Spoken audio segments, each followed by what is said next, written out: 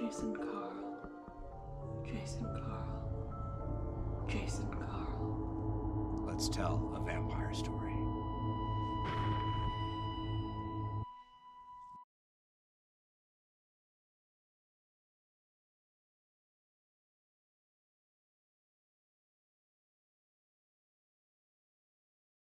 Hi, family. We here at McStabber Studios take the emotional well-being of our viewers very seriously. And due to the personal horror nature of Vampire the Masquerade, some of the content of our streams could cause some strong emotional responses. If you feel like that has happened to you during any of our streams, take a moment, take a break, mute the stream, or just skip an episode. Or if you decide that you want to sit through it and watch it, we are available in chat to talk you through it if you need that. Ultimately, we want you to take care of yourself. Do what you feel like you need. Thank you for joining us on this dark journey, and we hope you enjoy this episode of DC by Night, Vengeance Waits. Good evening, everyone. It's your boy Twitch again. They think they can find me, but they never will. This week, I've heard little rumors about certain members of the society around here caught up in an incident in Northeast. It seems they had to tuck their tail and run. I wonder what's going to happen to the Hound for this one. I also heard a disturbing rumor that a certain owner of the Succubus Club was seen visiting the Madam again. I wonder what that's gonna go with. Nothing good ever comes out of there. And finally, there was a giant big party for True Death. He gave the performance of a lifetime, or unlifetime, you might say. It seems the show wasn't even the big part. It was the after party that was so great. A lot of movers and shakers were seen. I wonder what deals were made there. As always, I can't stay long. I've got to run. But why don't you just listen to this little bit from our sponsors, Luca BPS? I've heard they've got the best blood on the block. Free range, ethically sourced, cruelty free, certified humane, organic blood products. Delivered by our conscientious and discreet private fleet. We make sure our stock is local, sustainable, and diverse enough to suit even the most discriminating tastes. Aluka, Blood Product Services. Tapping the potential of blood.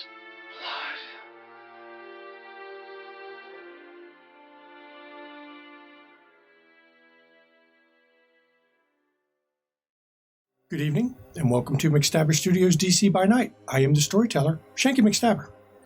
And I'm Relyn, Shanky's wife, and I play Lily Sanger, Primogen of Clan Toreador. I'm Vince. I play Steve Perry, the Primogen of the Clanlist in DC. I'm Quartermain. I'm a Nosferatu. I'm played by Jim Grinnell. I'm Katie. I play Locke, Hound of DC, Clan Gangrel. And we have a special guest, of course, returning player.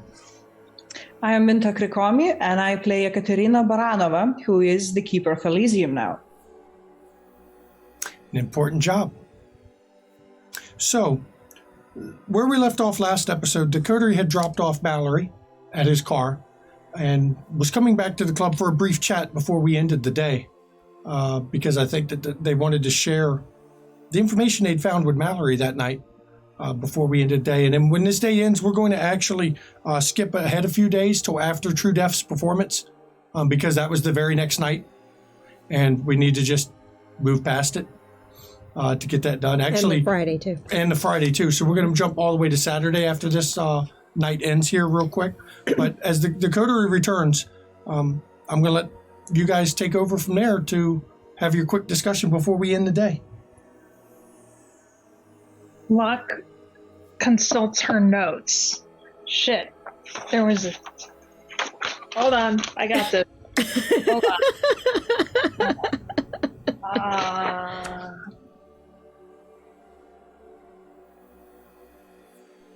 It was great. It was really interesting, but I just need a sec. That's okay. Take your time. We're basically Locke had a setting hell up of a night. in the conference room. Locke had a hell of a night out there, Guns, facing down guns. And some dude that really give no fucks when he should. Hey, let her do it, storyteller. I was just filling time so we're not hearing silence. You know what? Sound of Silence is a song, and it's fine. You win this time. So let's see. I went to this old power station. Lights were on, no machinery. The same one? No, was it the same one or a different one? Yeah, it was the old. I don't think it was the same one. Okay. Because I think that one burned down. Okay. Or blew up. I can't remember how we took care of it, but it's got set on fire and burned to the ground. Yeah. We may have fucked with the ward. Oops. Oh. But that's fine because everything ended with some asshole who has taken over the old gang of. She looks at Quartermain. Glenn. Huh? Glenn. Glenn's old gang. The power station is apparently his, which is funny. He doesn't want to kiss the ring. Lots of guns. Lots of guns. Also, a fair number of thin bloods. And these are thin bloods that Mallory does not fuck with. They don't talk to him. He doesn't talk to them. They're aware of each other. He doesn't get in the middle of it. He did a whole lot of not getting in the middle of it. That is apparently his specialty, is not being the filling in a fuck you sandwich. That is awesome. So that's, I think they're a problem. But you're saying they're not very willing to get branded as such. No, they're not real willing to get branded, and they are very much in a domain of Stanford. So they're going to be a real big problem. That can be very problematic for them. Now, I think that taking head guy out would Hey, Lance, slightly bump your gain a little, just a little. I think taking him out would cause everyone else to disperse, because it seems like these guys like hiding behind someone who's got their shit together, and the second that person is not around, they scurry. That's a guess, but I'm thinking they're not living a very different life than the life I lived when I was alive. So that's kind of what I'm thinking. But that is, that's that. It was fun. Okay. He's contempt, whatever. Fuck it. I don't care. He's dust. So, how was everybody else's evening? Well, I found out that the burning of black magic was done by a kindred that was able to be awake an hour before sunset, and 2 thin bloods. The kindred died on the scene, but the 2 thin bloods ran off. No clue as to who it might have been. Not yet. Still working on it. And do you have any more details than they were thin bloods? Or No. Okay. That's all I have. Where did you get this That's why I sent you the text when I did about trying to sniff out if you were looking into it for gasoline. Because I just got word that that's who did it. And who did you get the word from? Vitel. Eyewitness. Just, putting this out here. Do you trust what he said? He has no reason to lie to me about it.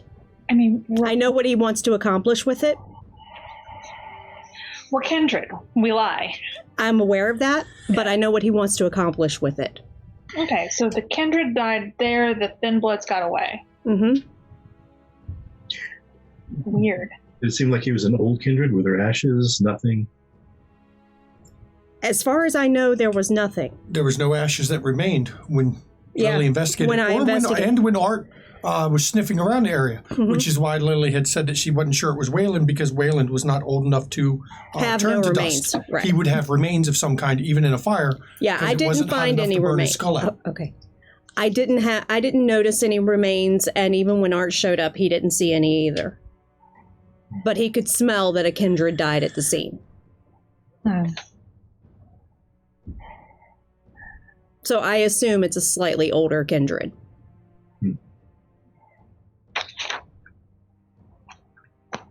Wonder if it's anybody we know. I don't know if it is or not. I haven't noticed anybody missing that I know. And I want to remind Steve, you have met a kindred that used to wake up an hour before dawn, or an hour after dawn and an hour before dusk. And that was in L.A. It was the kindred Lilith that you'd met that ran a cult of her little cult. But she was always awake an hour before dusk ended, or an hour before dusk started, and an hour after dawn. She was always awake. That's true. I think it might be a good time to have that memory in front of everyone else. There was one. What clan are they? It's a religious belief. It's the Bahari. Right. I don't think we ever found a clan for her, and she said it wasn't a clan thing. It was her religion. Her cult. Okay. Well, I do. Well, who knows what my memories are worth at this point? But I do seem to remember there being someone I was staying with in L.A., Lilith, who was able to. Sorry, I hit a button. She's out of order now. Oh no! Hang on, let's fix her. Fix it. Y'all keep talking. I'll fix it while you talk. Okay. I can fix it while you talk. I was muted. Okay. I was staying with someone, Lilith, out in L.A., who was able to do just that. She was able to be up a little bit before and stay up. Yeah, I figure it's probably someone involved in that same cult. And 2 day-walking thin bloods. Seems like we have way too many of those in this city. Yes, we do. Well, I've got like a whole bunch we could take out now. But we need to get rid of the bad ones first. Those are the bad ones? Okay. The ones on the prince's dick are the bad ones. Yeah. Yeah, I talked to Mallory about that as well and warned him. He wasn't real pleased to hear about that because he knows what happens to thin bloods that get involved. So they're not his people. Because the ones that get caught up in the politics get eaten by the politics. So, and they're going to throw everyone under the bus, including other thin bloods. So. Well, I'm working on trying to get some names. Names will be excellent. Yeah, I'm working on trying to get some names. So what are you going to do about the punks up in the power station? I mean, we could just take advantage of this whole we've got a psychopath as a prince thing at the moment and just burn it down. But I feel like that may be too easy and it wouldn't actually work. And there's something we need to go. We need to find out what's inside and underground. Yeah. We need to do that because what was it? There was something underground. Shit. If you want the storyteller's help, just let me know and I'll tell you what you remember from it. I wonder what we remember, storyteller. There was a basement access where there wasn't one before. They had cut stairs into the middle of this building and put a rail around it so people wouldn't fall down the stairs. And in the other power station you've been in, that wasn't there. And it doesn't look like it was part of the building either, originally. Somebody has dug a tunnel under to get access to something. If it's the fucking labyrinth, I'm gonna lose it. But yeah, I am interested in that. I think that how likely if you tell the sheriff that this gang of freaking kindred and thin bloods isn't going to kiss the ring, he would take care of it. He would take care of it. I'm also thinking of the thing is that I hate to say it, but of the 2 unpredictable fucks that I have to work with, I actually trust the Scourge more. Really? I don't know. He's on a trajectory. She just is what she is. You know. You don't trust your buddy, the sheriff? No, nope, not even a little. But I'm not so certain that our Scourge would just on your word go clean the place out. I mean, I think she would because it'd be fun. But if she got the order from the sheriff to go clean it out, she would do it lickety-split. Technically, she also answers to me. I know she does, technically. It's worth a try. Do what, you know what, it's your job, you do what you need to do. The reason I don't want to get him involved is because I don't know what he'll do. Like, she's unpredictable, but in a predictable way. He's changing. And that really handle works. it how you're going to handle it, Hound. Yeah. Well, I would say you could present it to Vicky as a challenge. I mean, the guy Girls' said, night out, whatever. You know, trying to present himself as a real hard ass. And it's like, oh, I'm sure he could beat you, Vicky. But do we want to try and check out that thing beneath before any? We would like to before it burns. Bloodbath? Yeah. Do we really? But how are you going to get in there with it full of those guys? That's interesting because that's not sneaking is not my thing. Guys really isn't the thing that was bothering me. It was the big guns pointed at us.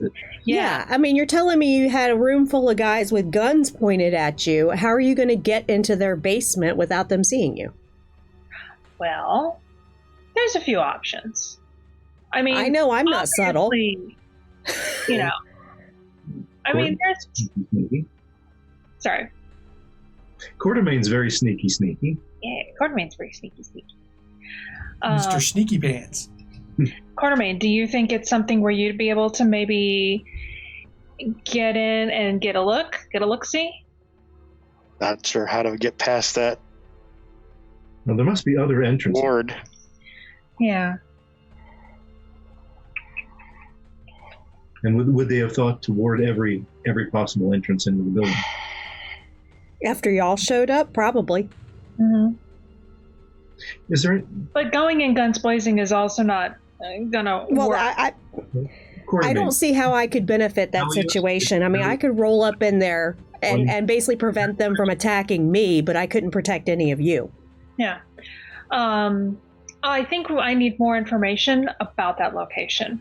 Okay. I didn't get any of that, Steve. I figured as much. I was wondering if you could ask Zelios if he knows whether the labyrinth heads over in that direction at all, whether there's any kind of connection to the outside. Quartermain's also begun to learn the trick of, without asking Zelios, of navigating to locations that the labyrinth will take him through the use of basically willpower, willing his mind to focus on where he wants to go. So it is possible with the knowledge you have now, Quartermain, for you to see how close you can get to that place or in it even using what you know about the labyrinth already.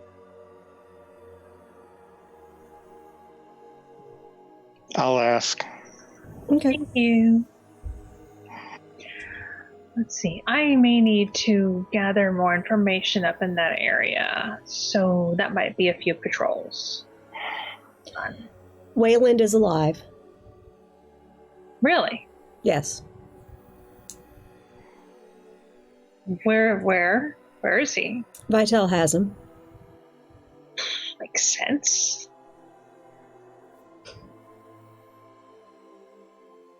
Is he a hostage? He's not a hostage, per se. He's being kept in a bolt hole right now. And I actually agree with that, because let's let the prince think he's dead. You know, that may placate the prince for now. He at least got one of them. You know? So I'll be able to see him relatively soon to confirm everything, but I trust that he is actually still with us.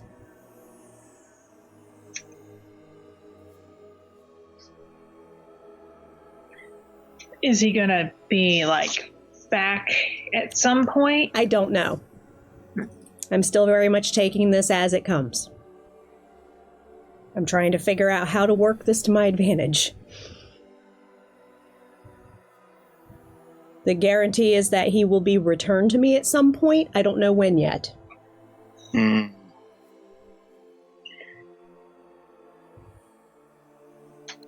So I think that is about where we'll end this particular night. And I'm going to head down to Raphael. Of course, you're staying down with him tonight. And we're going to time skip a little bit here because the very next day was Thursday, which is True Death's performance. I do need to roll for my aggravated wound. Okay, give me a minute. Okay. We'll deal with this and let us finish this, and then we'll do it when we end the part of the time skip. Now, for True Death's performance, it was truly an epic performance. It is a performance that will actually go down in DC memory as the place to have been to see it. He rolled 15 successes when you counted his performance rolls plus his fame dice that goes with it because he's famous. And it truly was a record book event. For those that want to see the events after the performance, of course, you can watch the vignette that just aired recently. Called The After Party. Called The After Party. But to summarize everything that occurred at it, during the After Party, there was a lot of discussion amongst all the guest players and all the kindred here to allow everyone to have, for story purposes, to say you've met all the other guests so that everyone at least knows the guests at this point. There were some odd revelations that Yekaterina was given. Art threw Tabitha under a complete bus and said he doesn't understand why Stanford lets her stay in the city. Art declared that he doesn't believe that Grigory or Ivan Markov should be allowed to remain in the city. And he has even hinted that he may be unleashing the scourge at some point on those that he feels is undesirable to a Camarilla city. Because the scourge has the right to remove those that are not Camarilla without asking the prince's permission to do it. So while Art is very much a Camarilla guy, he does know the rules and how to enforce what he feels is best for the tower, irrespective of the prince. I told him. I know. The other big event from said after party was True Death received some roses from Marcus Vitel, black roses that had a card in it that said, maybe you should come perform in my city.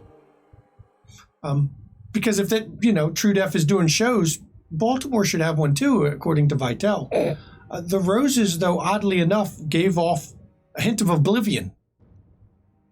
And I think that True Death is going to find that those roses, a day later, were gone. Reclaimed back into the side of the Deadlands where they came from. And they're not meant to be here for long. And then the Friday night was, of course, the night that the girls did a girls' night out. Yeah. And Steve Perry met with Dr. Ludlow to have a little talk about his memories. Lily borrowed Jack from Purgatory to escort herself and Karina out to check something out. And that was a quick little vignette we had done that ended.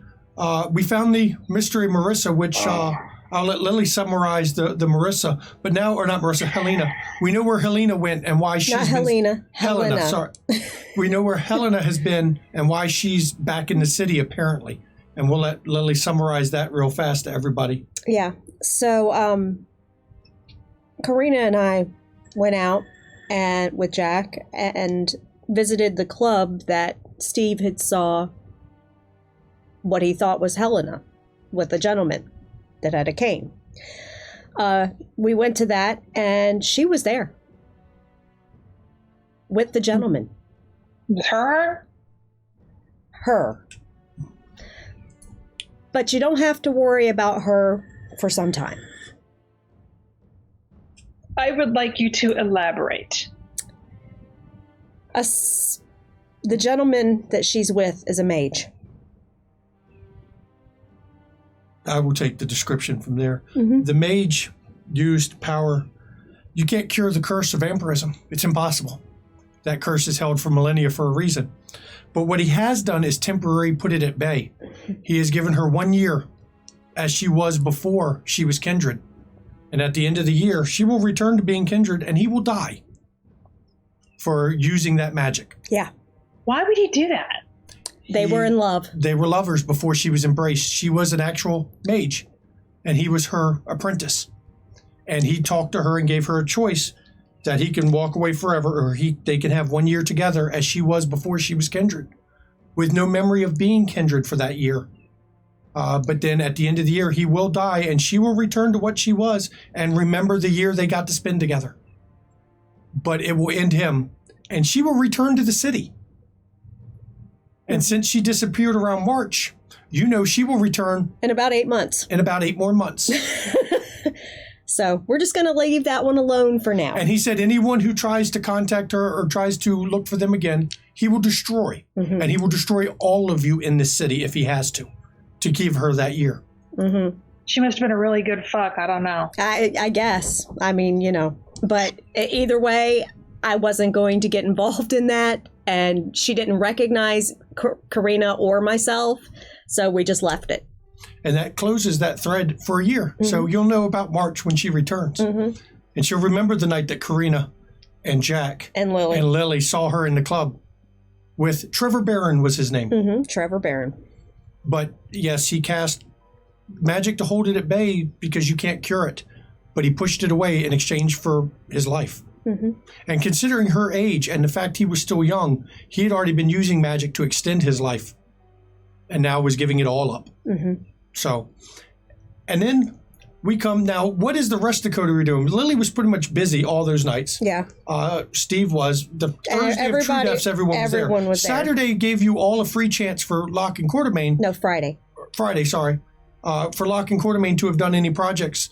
I know Quartermain likes to spend all of his extra hours on his book because he's trying to finish the steps in that book to protect himself. Let's see. Locke's current goals, she's trying to track down the Thin Bloods. Yes, she has Mallory. Mallory is a fucking punk. And she's convinced if his ass gets, I guess they don't get dusted, but if he gets murderized, she's going to be shut out of luck, so she cannot depend on him. So she is trying to track down more of the Thin Bloods on her own. Okay. And you're using, I assume, your Bloodhound ability to sniff it out, because if you can pick up resonances, I'm pretty sure you would be able to tell, because Kindred don't have resonances, but Thin Bloods, most of them would have a resonance in their blood because they're not quite Kindred. So that's an application of Bloodhound that I think Locke would have latched onto. Yeah. And for story purpose or for game reason purposes from now on, if you want to check if someone's a Thin Blood, we will let you roll using your Bloodhound ability to see if you sniff a resonance, or at least a resonance in somebody you think might be one. Because they would have a very weak resonance, but they would have one, but not like a normal human. And then Yes, I would have taken the opportunity to do to see if I could get to the basement. Okay. For you, that would be roll your willpower without your humanity. And that would have been your Friday spent doing that. I thought I used my humanity last time, did it? No, it's resolve and composure only. Okay. Resolve to do it, composure to hold on to your mental faculties and keep it on your where you want to go without distracted. And then once this is done, we will get to Saturday, because there's a very odd series of texts that are going to go out. It comes in at the end of Friday to a number of people in the city. Okay. While he is getting his together, 7 with a critical. It's very odd. You can get close to it in a number of places. Not always the same place as you were trying to probe through it, but never to the building itself, and never, from what you can feel, it's almost as if something's blocking you from reaching that point. But the closest you got put you in a small section of corridor that had bones lining the walls. A section of crypt that you hadn't seen before. Was the closest you could get using just the labyrinth. The crypt seemed a little familiar to you because you've seen that same kind of bone structure in Southeast. Wait a minute. I thought the power station was in Northeast. It is. But I ended up in Southeast. But you ended up in Northeast. No, you were in Northeast. But you found the same kind of crypt that you've seen in Southeast. You figure you're a good mile or two from, at least, from where you were. And yet, you see the same crypt set up. Is it possible? No. That crypt cannot extend all the way up there. Can it? If it does, a secret has been kept in the city from a lot of people for a long time. Can I get the approximate age of the bones? The bones are at least 100 years, if not older. Many of them are pushing not complete powder, but some of them you would suggest are centuries old.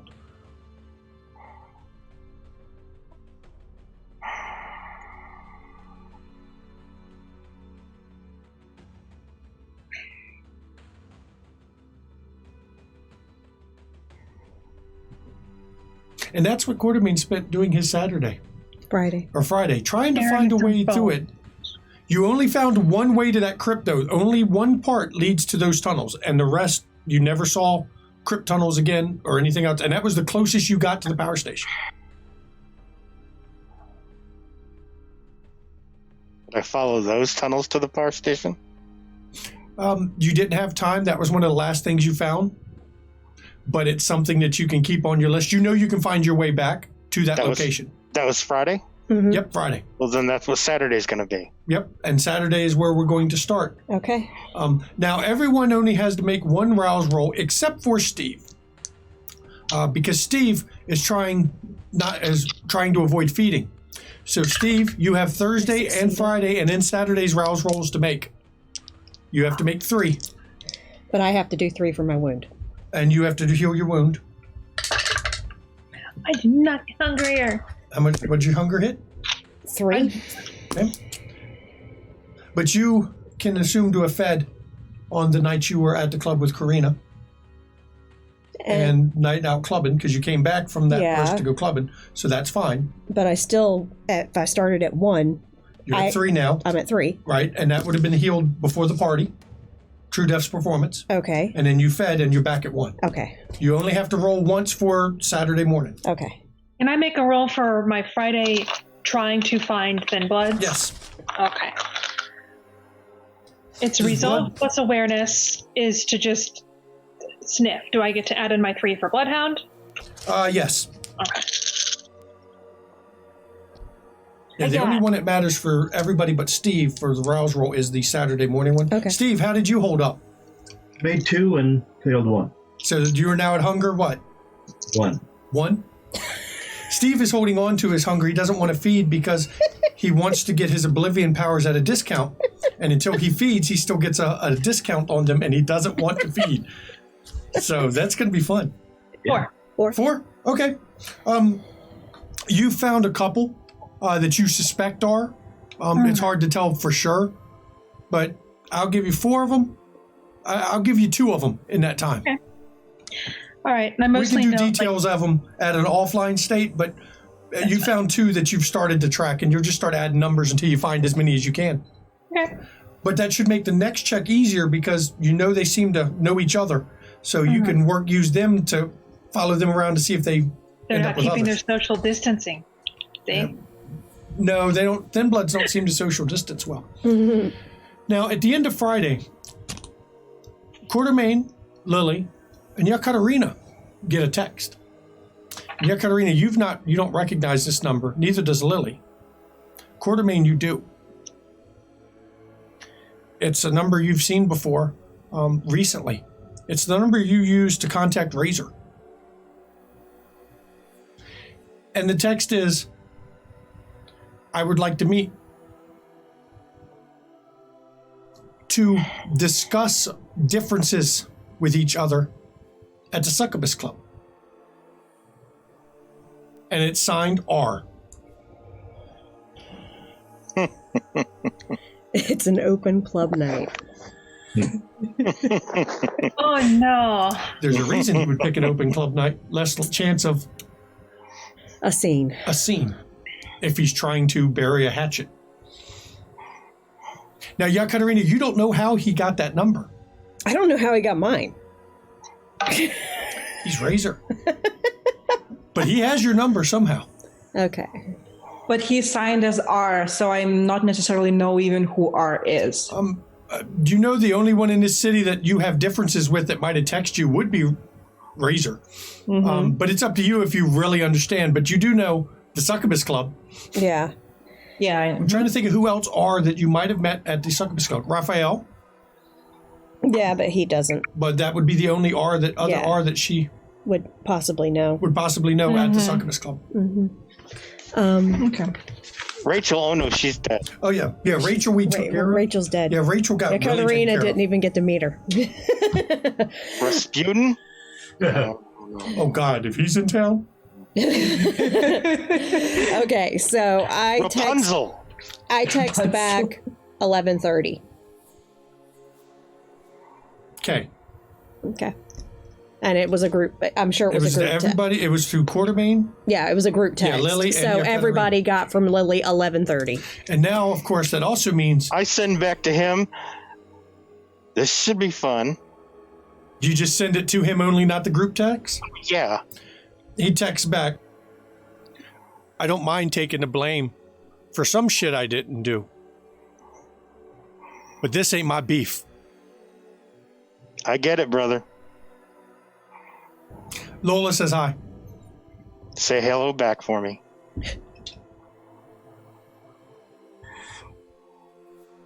So, we know Lily now has something at 11:30 coming. Quartermain, are you also going to attend this particular meeting?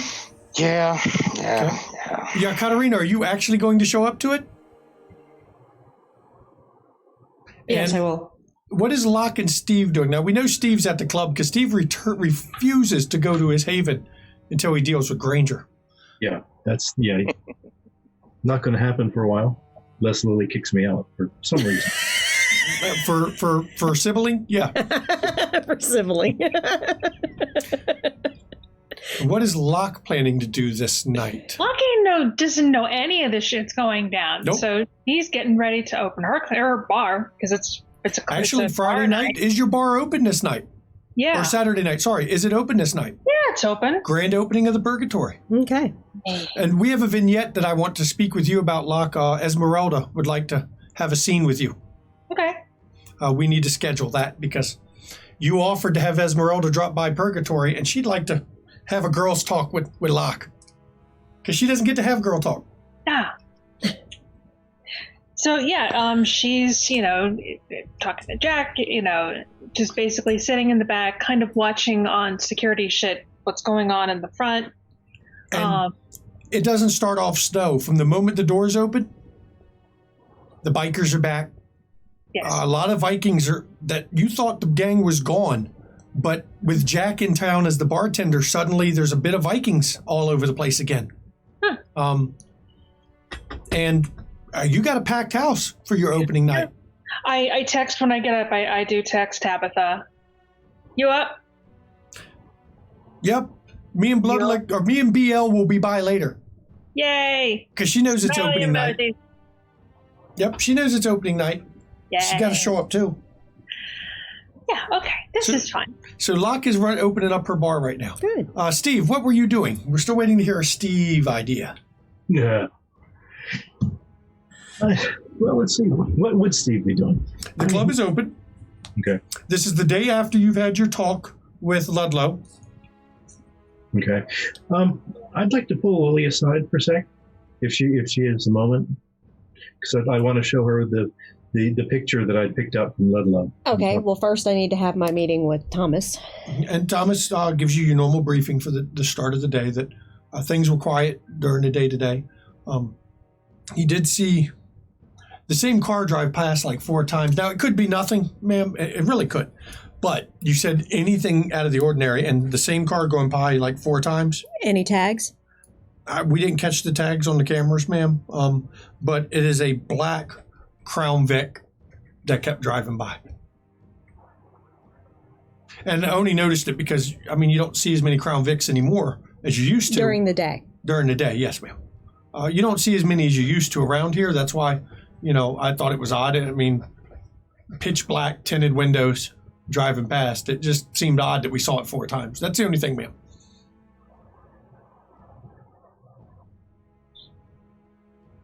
Mark the times, Yes, ma'am. and I'll swing by the security office and pick those up. Yes, ma'am. That's not a problem. We've already flagged them as potential to look at. Mm-hmm. Absolutely, because I want to take a closer look at that. Yes, ma'am. Okay, thank you. Do please tell whoever is monitoring cameras to watch for an owl. I show him the feather. The other night when I went out, he showed up. Yes, ma'am. He got scared. He got scared off. We didn't see him, but yes, ma'am. But if you happen to see him, especially on the rooftop, That's a big feather, ma'am. Yeah, it's a big owl. It's a really big feather. It's a big owl. If it gets spotted, tell Ian he has authorization to fire. You do realize, ma'am, if he fires his gun, I know. we're going to have police wondering where that noise came from, because it's going to be heard. You know what? I don't know what you're talking about. Yes, ma'am. Okay. Yes, ma'am. All right. So Lily's in her office. So if you want to stop in after Thomas walks out. Okay. Hey, Lily. Hey. I'd like to talk to you for a minute if I could. Sure, have a seat. Okay. I had a talk with Sam the other night. I wanted to talk to him about the issues I'm having with my memories and everything. And when I came up to him, and he seemed to be really fixated on something that he was looking at, and he left it after we were done. He left it on the ground. I picked it up, and it's a picture of the sunrise. And he seems to be a little more melancholy than usual. Do you have the picture? Yes, and I give it to you.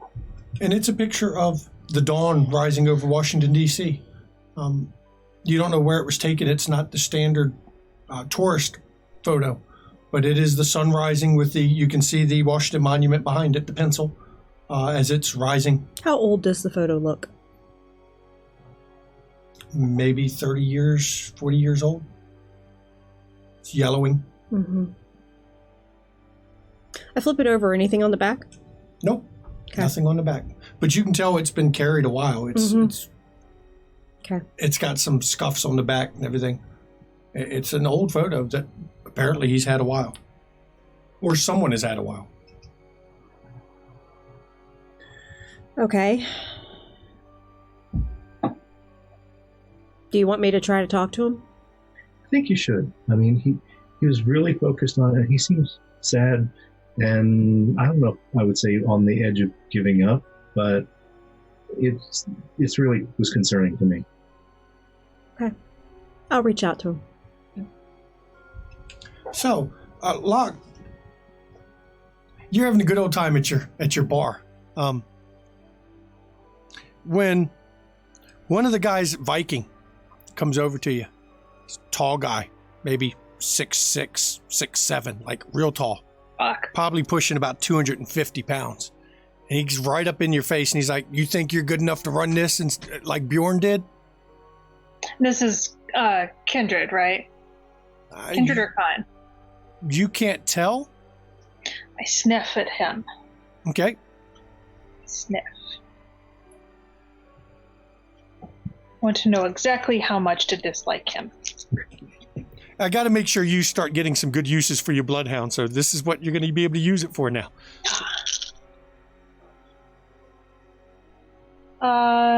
2. You don't smell or you smell a resonance on him. Okay. Amusement, which would put it at, I gotta switch glasses to read because I'm fucking blind. Maybe a sanguine, just a slight sanguine smell to it. My least favorite. I don't like, that's the uncomfortable one. That's the happy one. That's the one Lily loves. No. No. Just, you know what? Who are you to Bjorn? We ran together. I mean, we always liked Purgatory, but are you really tough enough to run this bar with us in here, or are we going to run this bar for you? Oh, you want to test me? I don't know if you're calling it a test. I'm just saying, are you tough enough to run the bar, or are we going to run the bar for you? I'm going to punch this motherfucker. There you go. Good girl.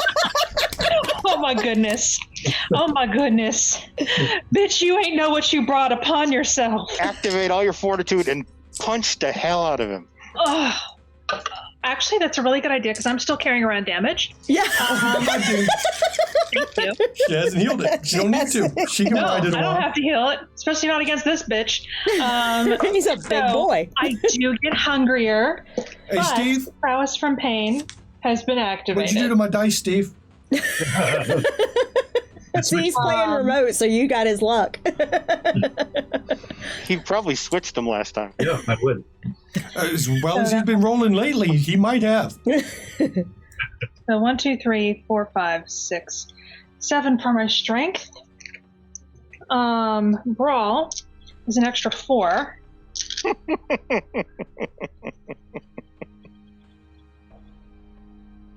Oh no. What we got? 4, 5, 6, 7, 8, 9, Oh, 10. good lord. Oh, good lord. Okay, so I rolled 8 dice. 1 success. Oh shit! Oh, good lord. So you 9'd it. Oh, good lord. He's dead. That's 8 damage. She didn't use her protein ability, so it's going to be 8 damage. But it's a bare-fisted punch, so that's superficial. Mm-hmm. Which means it fills his track once. And probably again by knocks him clean out. Yeah. You shattered his jaw. Yeah. And you can tell it's shattered because it's hanging there as he's unconscious on the floor. And the bar comes to a stop, and everyone looks and starts laughing. And you hear somebody yell from the back, "Okay, yeah, she's cool." I look at Jack and I say, "Can you call someone to take care of this? He tripped." And she goes back to what she was doing. And Jack looks over. Swede got knocked the fuck out.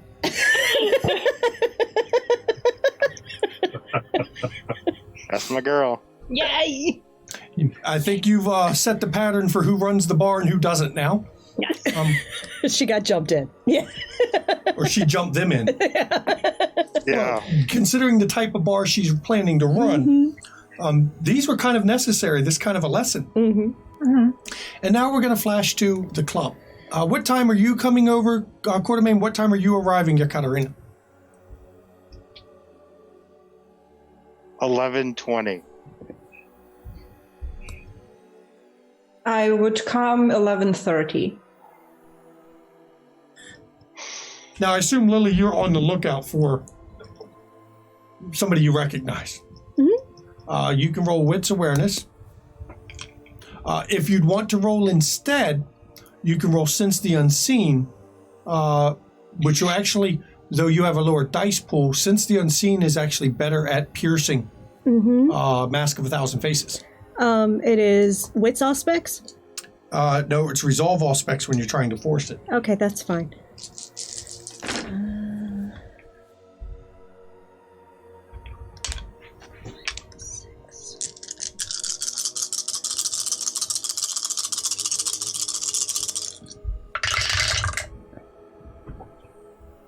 Okay, the seat is cursed. It's the seat. Because I'm sitting in Lance's seat. Oh, no. Okay, that is 4, 5, 6, 7. You actually won it. Good. You actually can tell someone is using Mask of 1,000 Faces. Okay. At the bar, just standing there, and you recognize the woman next to him. Okay. It's Lola. Okay. Who you've met once. Mm-hmm. Saw her once. As she was unconscious. As she was being taken out of the Second Inquisition's safe house. But she's standing next to the man at the bar. Okay. And they just seem to be chatting, and every once in a while he checks his watch to keep what an eye on the time. What time is it? This would be about 11:15. I'm going to go ahead and head down. Okay. Let them know if they'd like, they can come on upstairs to the conference room. And when you get close, a smirk is on his face. Found me. Oh, of course. And Lola just kind of, you slip it. Or I'm just good. And I introduce Lily. And Lola shakes your hand. Says, Lola. Pleasure to meet you. I think you know that. I do, but it's a pleasure to meet you. Thank you for the assistance you gave us. Absolutely. Absolutely. Would you guys like to come upstairs? Is anyone else here yet? Not yet. We'll hang out down here where it's public. Okay, that's fine. I understand. I don't believe there will be any issues this evening. I tend to run a tight operation. And you'll notice Lola's doing the speaking, not Razor. It's better safe than... I understand. I'll have one of my boys come down and gather you when others have arrived. Okay? That'll work. Thank you. And Razor just, Okay. Enjoy yourselves. And they go back to, you're not sure what their conversation was, but it doesn't seem very important. They're just blending. Yeah, is the look and that's of it. fine. Quartermain, you arrive at 11:20 through the sewer entrance, I assume. Yeah. And as you come in, you see the little camera that points at the sewer entrance and it beeps at you once as you come in. I'm going to have to silence that. No, you don't silence it. But it beeps in there and in the security room. He's going to have to cut the speaker on it so it doesn't beep down there. Yeah, just that's the security true. room. Just the security and, room. as soon as it makes a noise, Ian comes over the headset. Ma'am, Quartermain's here. Okay, I'm expecting him. Yes, ma'am. Okay. What do you do, Quartermain? I go to the conference room. And then, next one, when do you send Thomas down to get Razor and Lola? You wait for Yekaterina to get there, or you do it when Quartermain arrives?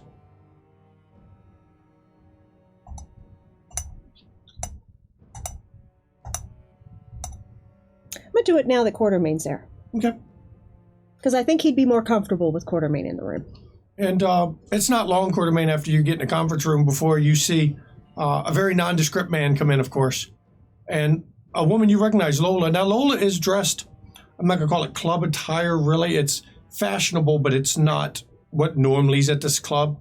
But tonight she's got long black hair. She didn't have black hair before. When you saw her at the Second Inquisition, she was a blonde. Now she's got long black hair. But other than that, she looks about the same as she did before. I look at her and I look at her and I point her and I go, Mallory? No. You do that yourself. Not right. Yeah, but no, but yeah. Oh, cool. Hey, nice to see you. It's an odd trick. It's something. It's kind of like what he does, and she points at Razor. She goes, "But it's only my hair." Ah, got it. It took me a while to figure it out. All right, and I'm going to go ahead. Very nice. Wig of 1,000 colors is what the power would be called. Wig of 1,000 colors. I think that's great. And Razor, he actually gives you a nod. Hello, Quartermain. Oh, I'll reach out and shake both their hands. I don't give a shit. Okay. Razor shakes your hand. Lola shakes your hand as well. Okay. And Razor goes, I figured as long as I do this here, and I invite you too, there's less chance of unpleasantness. I don't know, man. I don't know. Like I said, I don't mind being the blame for a lot. Sometimes the boogeyman is good, but there's certain vendettas that I'd rather not be involved in right now. And I can understand wanting to clear out your schedule. Yeah, I've got enough on my plate, as they say. I had to do the same thing. And Yekaterina, you get there at 11:30 on the dot, and of course, as soon as you get there, the guards at the VIP entrance just let you right in. At this point, they know who you are, and they've been told that you don't wait; you just get let in. And as you're going through the door, the guy at the door says, "They're up in the conference room, ma'am." I just nod, and I will simply go straight towards the conference room. And the guard just inside the door actually walks you over to the elevator. Mm-hmm. And uses his badge to take you to the third floor directly, so you don't have to take the stairs. And when you come out of the elevator, he leaves you by yourself on that floor. Yeah, but before that, I actually would like this time that Sasha would be inside the club. Okay. Okay. That's fine. And where would you have Sasha at? with you or just circulating? Actually, this time I want to take him in, like with me. Okay. So as you come you dropped off on the third floor, the guard goes back down because he's got his own duties. You know where the conference room is at this point. You've been there before. And I'm actually waiting outside of it with Thomas. And Lily's waiting outside with Thomas. Now, describe to everyone Sasha, of course, as you, when you walk into the conference room, you can describe Sasha to everybody so everybody knows that you're not alone this time. Yes. Sasha is very tall. He is, as tall as any, tall basketball players.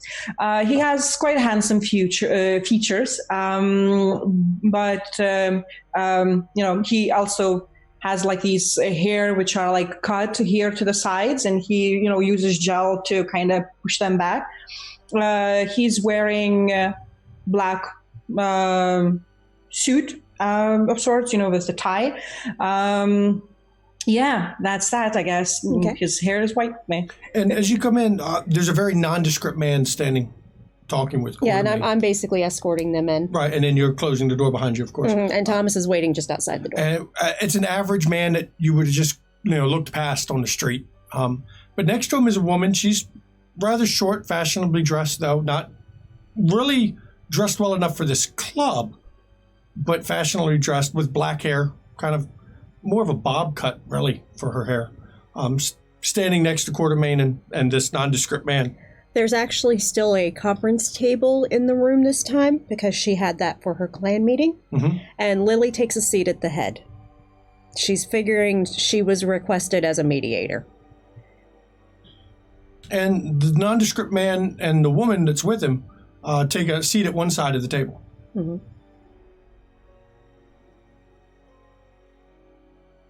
I would take a seat at the other side of the table together with... and I assume Sasha would stand behind you? Yeah. A little bit, giving me some space, but, close. But close enough that he can move to protect you? Yeah. Where does Quartermain sit? Stand at the far end of the table, opposite Lily. Next to Katerina? No, they're on the sides. Did you sit on the side or at the far end of the table, Katerina? No, I on the other side, okay, then the Razor and the woman. Then Quartermain stands at the far end. Mm-hmm. And the nondescript man kind of looks around. If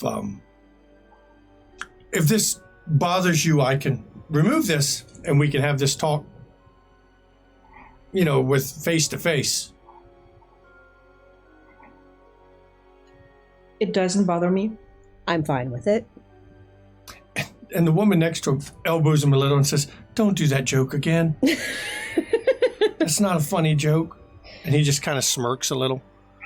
There's something about his appearance that apparently would have made this a funny joke if he removed what he was, his mask of 1,000 faces. I understand you've been looking for me. I think that you misunderstood. Okay. I understand that you wanted Quartermain to look for me. I think you misunderstood again. Well, please, enlighten me. I was simply trying to pay my debt by simply learning why Quartermain did not complete the task which was given to him, and I already got my answers. It's kind of a twofer on that one. He couldn't complete it because he couldn't find me. I am who I am. And secondly, I'm not really the one to blame for this whole situation. It seems that your friend is under the misguided belief that I just killed her descendant. All willy-nilly and all, The truth of the matter is I was told to kill her by Nathan, her friend, or what she thought was her friend. Nathan was no one's friend, let me tell you. He told me to kill her. It was a part of an information exchange. He gave me information, and in exchange, I killed somebody for him.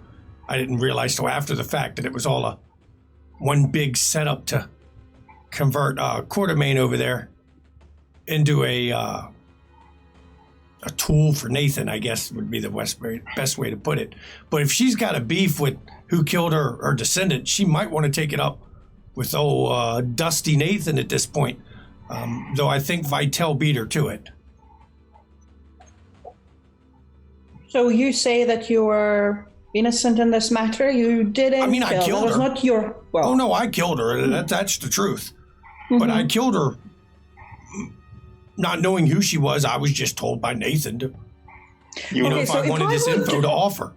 Tell you that I would like you to walk out into the sun right now. Would you walk out into the sun? No. But if you were to tell me you need a mortal killed and in exchange you're going to give me some information that I need, well, let's just say that kind won't see another sunset. Or sunrise in our case, but same thing. Oh, I'm a bastard, and I know I'm a bastard. I'm a murderer, a killer. I'm a psychopath, the butcher. All that's true. But in her case, that had nothing to do with it. I was told by Nathan to kill her. I didn't question. He gave me information. It was a kind. So she died. Then I found out a little more details, and I may have ghouled her brother because obviously if it was important enough to Nathan to kill one part of the line, I could always, use the help and, might help me in the end later. But, if you really want to put the blame, she might want to rethink the person she thought was her friend because he wasn't. He set her up as much as he did me. First and foremost, this task to find the ones who are supposed to be blamed for is not mine. This task was Quartermain's. So when he found you, why you didn't tell this to him and why he didn't do anything about that? I'm not a babysitter. Well, that's understandable. The first time he found me, well, the very first time, I think, it was kind of hard to take me out when I'm standing in the middle of the club on the dance floor. That would have caused a scene that would have been hard to suppress. And then the second time, I think the pressing matter was the Second Inquisition. And I know we have our grudges and we all go after each other, but I think everybody at this table will agree that you put aside certain rivalries when it comes to those freaks trying to hunt us all down and kill us. And then after that, of course, I owed a boon, and Lola here told me that really I shouldn't have a beef. I mean, he did antagonize me a few times, and Lola elbows him again. I didn't have a beef with Quartermain, and I should just come clean with what happened to make sure that there's no misunderstandings. And he looks over at Lola. Did I put it right? She's like, you tried. You tried. And why now? Why not yesterday or tomorrow? Why today? Well, I mean, we're busy. I am not exactly what you would call a liked individual in this town, or any town really. So I have to keep moving and not stay in one place very often. And, I have business too. This isn't my only business. If I wanted to avoid you, I could. You would have never found me. You can ask all the kindred in DC. I'm a ghost. I've been a ghost for years. I am the boogeyman. You don't have to brag. And Lola goes, he does that. He does that. But, if Quartermain's going to try to kill me, that's fine. That, hey, if his sire wants to come kill me, she can come try to. But I want no misunderstandings about the real source of this whole situation and what's been happening here. Because, look, I like Nathan, but he was a rotten bastard. He really was. And he set me up in a lot of ways. I can see not only did he want to get Quartermain and pay a boon back, but I think he decided to get me eliminated in the process. That's part of his plan. Just one more loose end, as, they say. He was thorough at covering all the bases. But, I just wanted to get this aired out so that there's no misunderstandings anymore. And yeah, she could still come and decide to take my head. She can try. And she might succeed. She might not. I've survived a long time here like this. Well, she is not going to come here, and this task was given to Quatermain. If that would be my choice, I would kill both Nathan and you. I have a feeling that Quatermain will be not capable of killing you, so you will be good to go. So, and you don't have to worry about Nathan. Vitel got him. Oh. Vitel put him to final death. Mm-hmm. And while, let me just say, I've gotten confirmation that's exactly what happened through my little information network. Okay, so you just came to tell us about your sins, get I wanted to make sure there's no forgiveness? misunderstandings. I mean, obviously you're friends with his sire, and it's best to let everyone involved in this know what the deal was. To me, it's no skin off my back. And Lola goes, bad joke, stop. Bad joke. Okay, the bad puns, Razor, really. And Razor looks at you, and suddenly he shifts. Uh-huh. And there's now a skinless man sitting in front of you. He's obviously been flayed alive. This is me in my true form. This is how I wake every night. I know. If I can't make jokes about it, what can I do? And Lola reaches over and puts her hands on his shoulder. She says, calm. And you see Razor just, this is my existence. I know. Jokes are all I have. You try waking every night with no skin.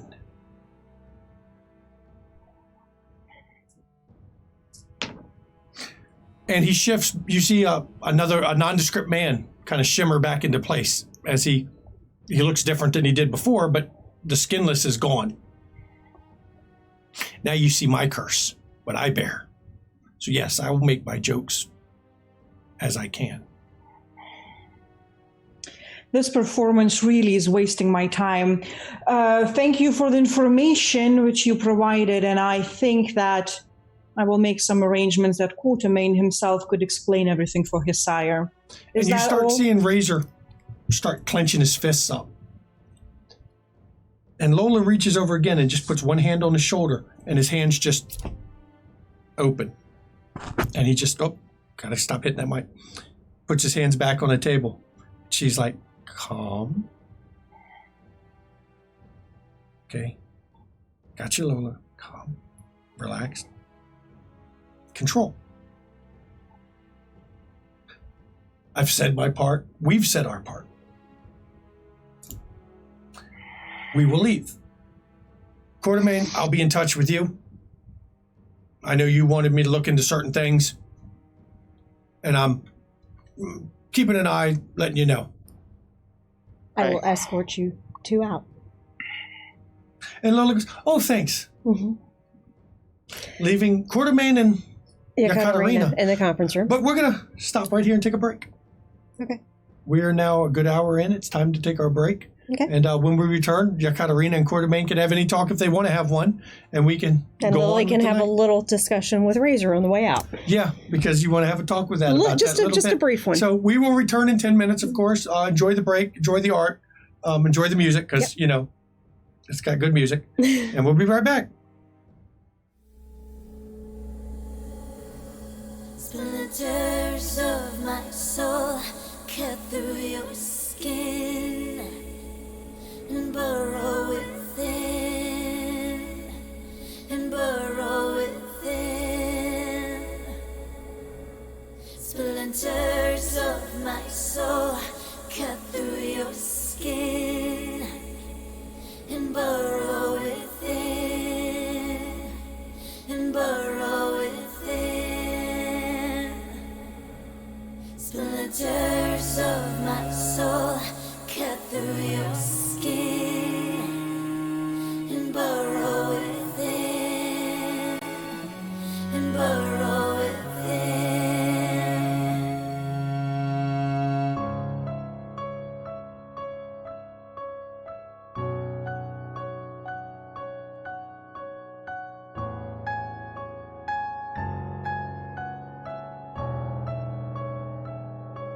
I've always been the hunter, nothing on my tail.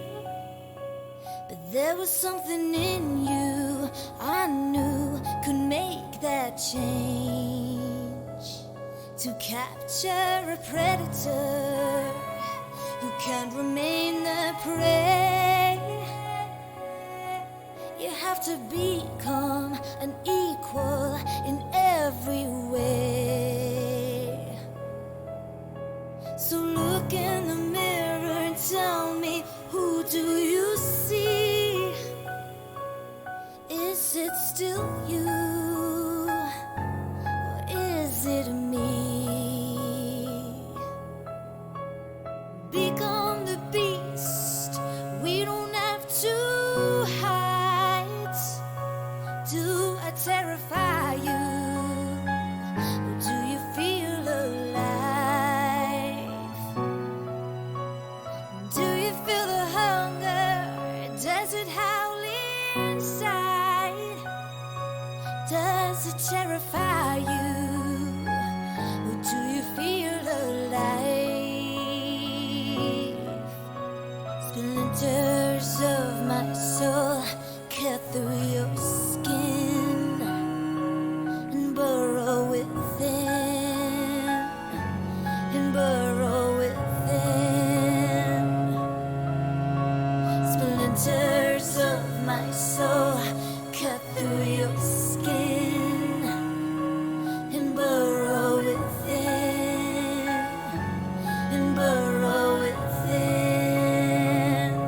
So embrace the darkness, and I will help you see that you can be limitless and fearless if you follow me. We are the lions in the world of lions. We are the predators, the hunters, the hunters, the hunters. Become the beast, we don't have to hide. Do I terrify you? Do you feel alive? Do you feel the hunger? Does it howl inside? Does it terrify you? Or do you feel alive?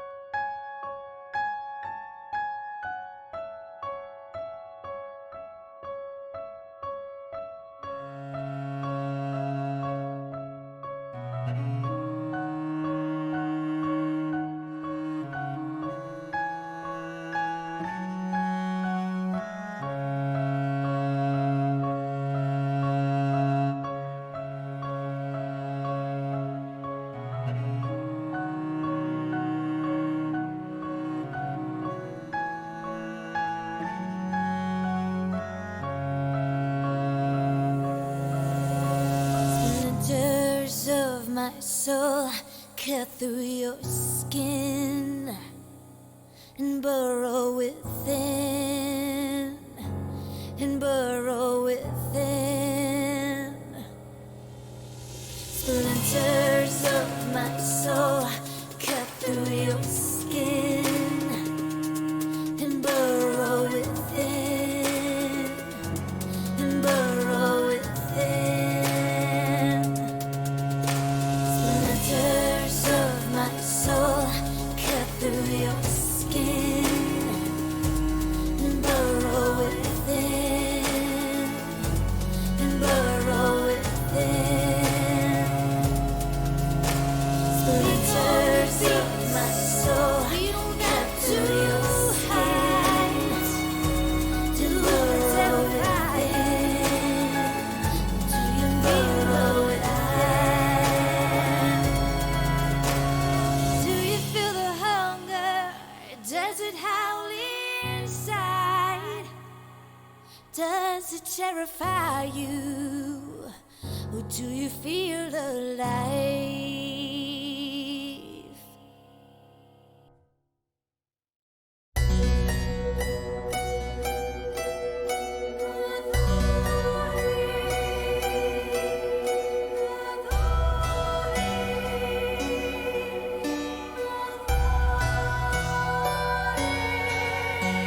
Allow me to introduce myself, though I fear you've heard my name, and that you've heard the story of Countess Bathory. History is told by the victors, heroic warriors, and mad kings. Will you hear my story from the lips of Bathory? They call me blood-sucking demon, queen of hell, sadistic killer, a monster tale,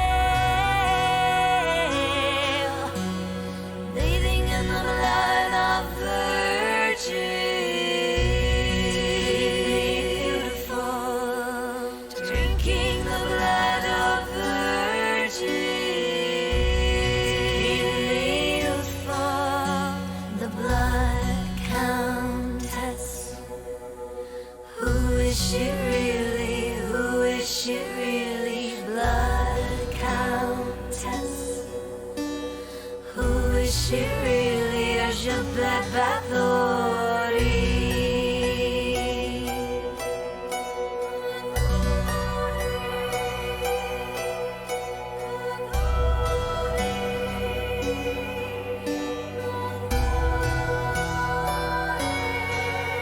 I was very wealthy and powerful, a widow with political rivals keen to destroy me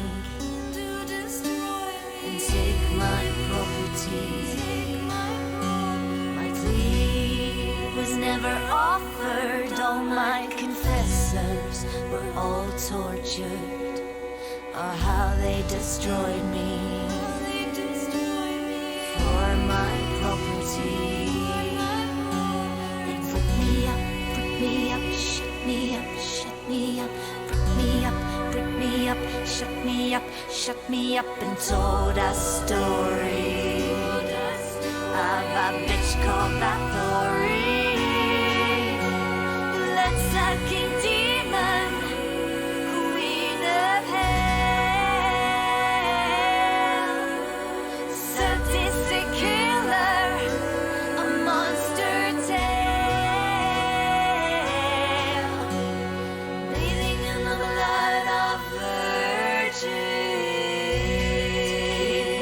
beautiful, drinking the blood of virgins,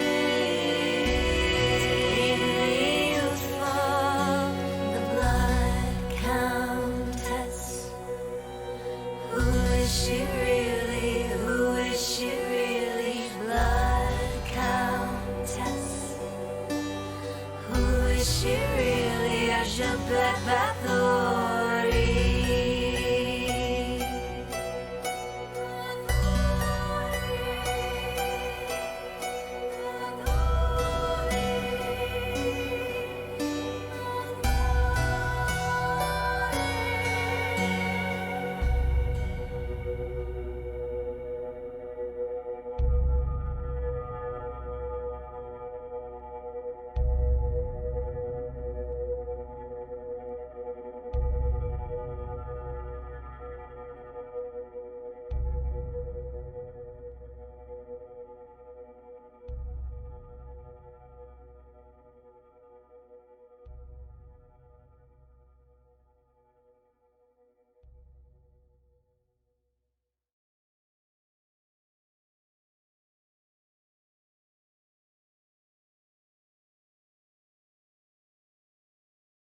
Welcome back. Before the break, of course, we had the Razor meeting, and Lily was escorting Razor and Lola out. Mhm. And Quartermain and Yakaterina are left in the conference room. We'll real quick do the Razor and Lola It'll be because very that one's going to be pretty fast. Mhm. As you're walking them out, You said you had something to say. I'm actually taking him through the elevator, and while we're in the elevator, I just look and say, well, overall, I think that went well. No incidents. I mean, I don't think I've gotten the hatchet buried like I wanted, but okay. She's a tough nut to crack. Like the Ice Queen, I think, in a lot of ways. Yeah, she kind of is, but, I can work with all sorts. She's been true. Yeah. Enough said. Yeah. Just wanted to bring up one thing, Razor. If you're pissed off at somebody else, don't take it out on my staff. And it's not that I'm... Lola goes, he does that. I don't care that you destroyed a kind. I really don't. It was just a hassle for me to have to clean up. Lola's like, he does that. That's his way. He gets angry and he does things. Mm-hmm. That's what I'm here for. I understand rages. I'm a bit prone to them myself. But just please, don't attack my staff when you're pissed at somebody else. I mean, I can't promise I get angry and do things, but I'll try. I mean, I don't think I'm coming by anytime soon. Okay. Now that, I know Quartermain's got his office. He's the one I'm pretty much talking to. That's fine. That's fine. You are welcome to come if you choose, but just know I do expect a certain level of behavior. It's not my kind of place. I understand. I go here, I go dancing, some guy bumps into me, I end up murdering him. Yeah, let's not do that. Well, thank you so much, and you guys have a wonderful evening. Stay safe. And they walk out together. Now, while Quartermain's gone, so Lily's coming back up. We'll have to wait for Quartermain to get back so he can talk to... and I'm going to go to the security room because I know Steve is in there, and I'm going to review the car on the video before we go in because I'm going to let them have their conversation before I go in. Okay, you're reviewing the vehicle that went by? Mm-hmm. Okay, we're just waiting for Quartermain. Quartermain just disappears. He obfuscated the fuck out. Totally. So we're going to flash back to Locke then at this point. Okay. We can work this instead. Locke, about 11:30, 11:45 roughly, Tabitha and Bloodlicker come in. And Tabitha's wearing a Vikings jacket. Awkward. Instead of the art cons that she normally wears, she's gone back to a Vikings jacket. I have the big dude's jacket. Shit. And shockingly, Bloodlicker is also wearing a Vikings jacket. She's like, "Hey, we'll match." She points at her new jacket that's hanging on. And Bloodlicker looks at it and goes, "Sweet." Yeah, he challenged me. And Bloodlicker starts looking around. Did y'all really pull that shit? And somebody else from the back, "Hey, it's got to be done." She's like, "Really? Did she fuck him up as bad as Bjorn did?" Somebody else yells, "Yeah, shattered jaw again. We're going to start calling him Glass Jaw." He's alive. Like, they don't learn. They don't learn. They did the same to Bjorn one night and, saying who gets to run the bar. Did they use the same line? Yeah. And Tabitha kind of giggles a little. Yeah, that's what they said, so, Well, I guess that means you're officially part of the crew in some ways. I mean, you don't get a jacket. Well, you've got a jacket. But, I got a jacket. I earned that. But yeah, I guess that means this place is going to be the new hangout for a while. I am fine with that. What should I expect with that? Just curious. I mean, I was never expecting this to be a fucking Applebee's, so don't hold back. Well, you see, because you're in a hipster kind of neighborhood, and when hipsters wander into here, they normally wander out pretty quick. Good. The ones that don't, they may get rolled in the alley out back after they leave, or out front even. But other than that, I mean, you're going to see a lot of bikers, a couple gangbangers, and kind of becomes like an unofficial clubhouse for the Vikings. That's fine. That's where they used to hang here a lot.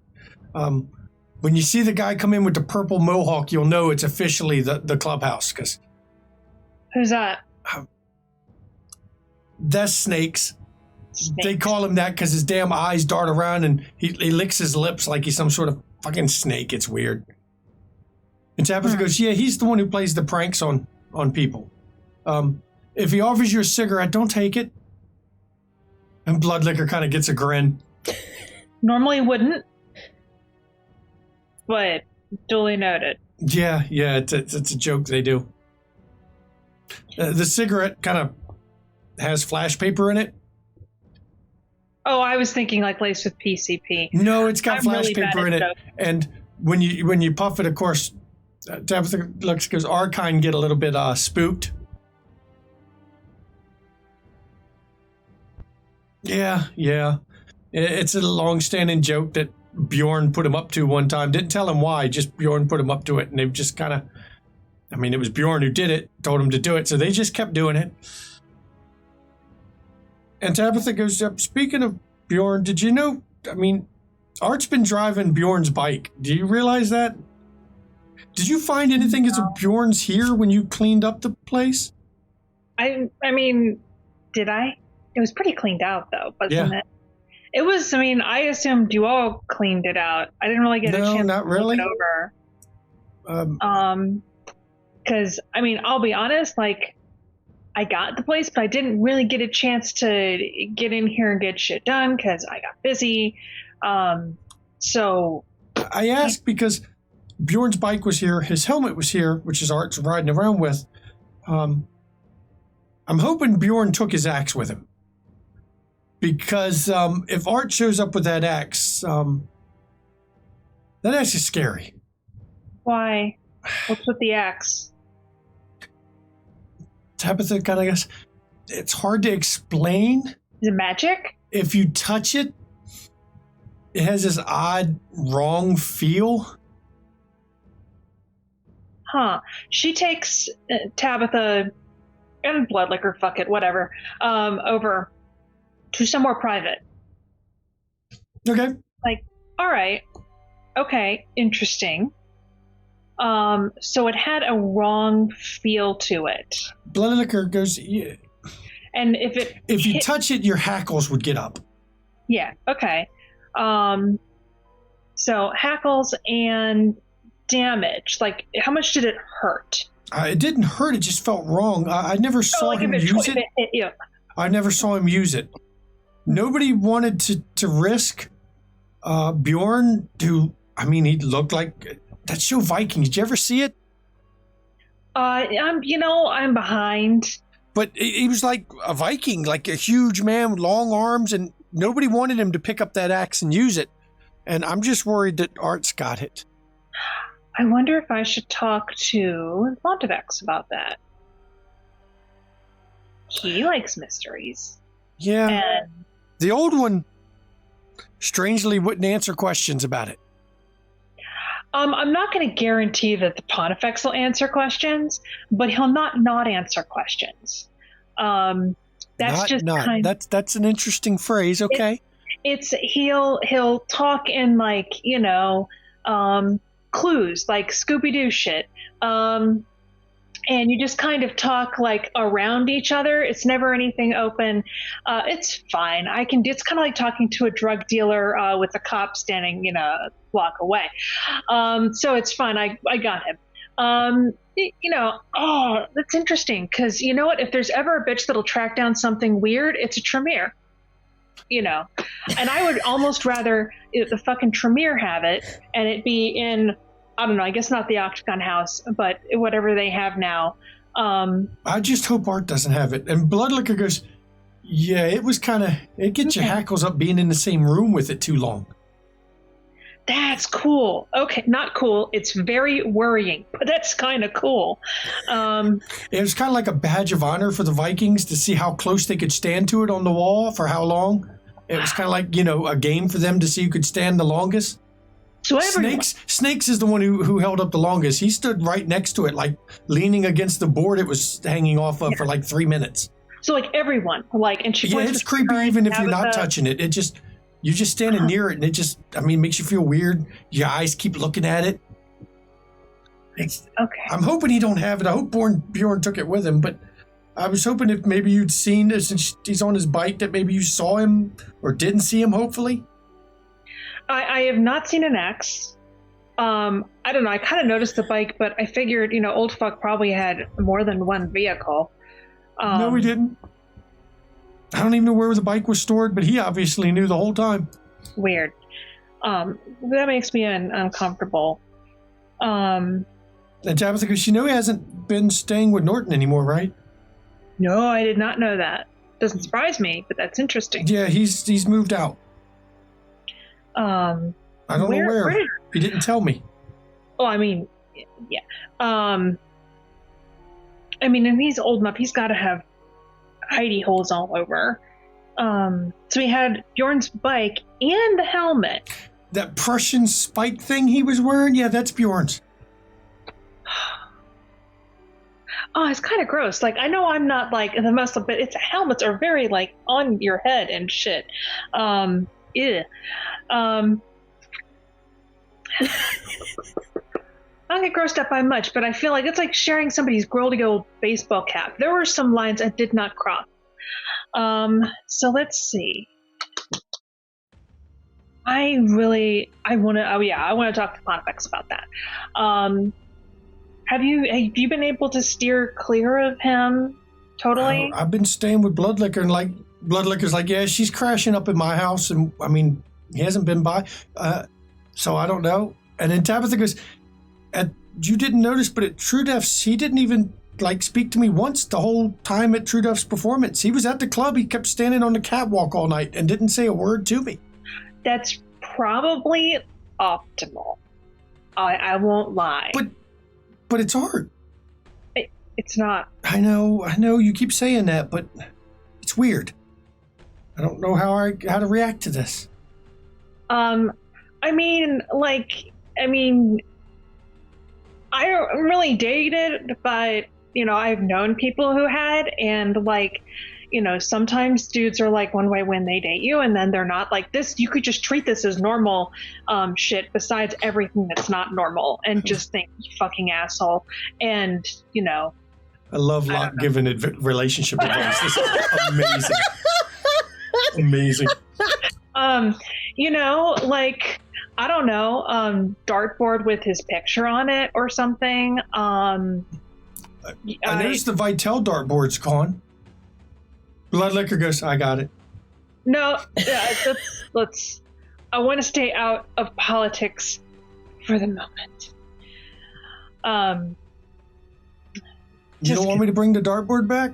That's what Bloodlicker asked. We could bring a dartboard back, but, let's wait on what picture we're going to throw up there, because we may have some options coming shortly. Art could easily be up there. That's not really cami breaking shit. He couldn't get me on that. But he's also my boss. But he doesn't talk to me either. So, I know you Isn't were that weird? chick. I thought you work for him now. He hasn't said a fucking word to me. I'm fine with this arrangement. Because I'm not. You know what? What the fuck can I handle that he couldn't? 100 times better. Ice in more than one place at a time? I don't know. I don't even know that. He didn't know me. So I don't even know if he'd trust me to do that, to be eyed somewhere else. I don't even know Art anymore. Bloodlicker goes, I never know him. It's okay. So Mother had respect for him, but... What's Mother think of? Does Mother know this whole thing going on with him? That he's changed? Yeah, I think Mother's quote was, good riddance, the hippie was no fun anyway. Oh God, he gave me such a fucking headache. Oh my God. We don't even get headaches, and I got a headache from him. But I'm sorry, I know that he's your guy. But we can have complicated feelings. That's okay. It's a safe place. And Tabitha just looks and goes, I don't even know. I don't even know what to feel anymore with it. Because, it's like he's a totally different person now, and so I don't know where I stand. I think you do know where you stand. Well, he's kind of made that a little clear. I think you know where you stand. You just gotta accept that's where you stand. And I mean, I don't know. Have you know, get on. Have a fling. Have, what is it called? Rebound, whatever. Go on like a road trip or some shit. I don't know. Just, or just accept that it's going to take time. I mean, it hasn't even really been that long, has it? Like, what, start of July? We're only like not even at the end of July. Yeah, like, but you don't understand it. I mean, we were together all the time just about, and now it's just like, poof, gone. No art. Well, you know what? You get to figure out who you are without him, which may be better. Sometimes we don't like who we are, though. You know what? You only got like you. So. Okay, and we're going to flash now back to the conference room where Yekaterina and Coterie were left alone for a few minutes so they can have any conversations they want to have before Lily returns to the conference room, because I know Lily wants to speak with Yekaterina and Coterie all at once, I guess.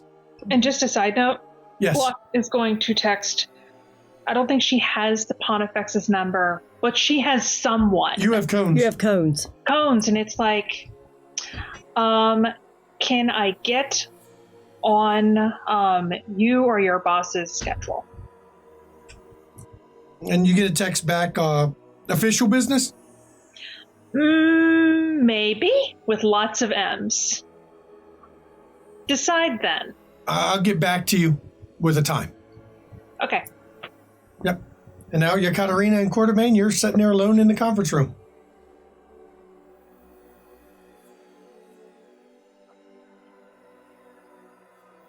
After probably a longer, awkward silence, I will look at Quatermain. So I guess your task for your sire is over. Completed? Say so. Usually I do like when people are not very talkative. In this case, I don't know, but do you want to have some closure? Do you want that I would let your sire know anything? Do you want to write a letter to her yourself?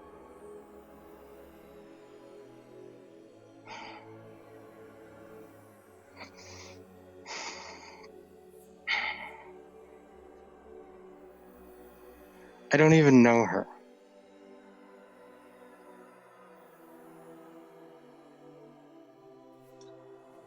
If you would want, we could talk about her a lot, but I don't have time. I will not waste my time describing what kind of a person she is, but this is your opportunity to actually speak to your sire. I can help you to have a communication with her, a safe communication.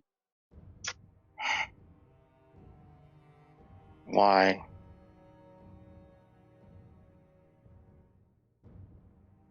I haven't had any contact with her since the day I was embraced. I have lived a life completely separate from her all this time. It's been years. It's been 23 years. What could I possibly have to say to her? Maybe ask why she left you. I don't care. Are you truly don't care, or you're afraid to perhaps learn? No, I have my own life, and I can expect to just continue living it. You do realize that her blood is running through your veins. You never have fully your own life. You're dependent a lot on your sire and who your sire was and who they did. It's their blood. and you are their legacy of sorts. That's nice. I don't ask you to give me an answer now, but have in mind that if you will feel the need, and I think that there is always a point in Kindred's life that then they will definitely have the need to know more. You can come to me and I will help you to communicate with her.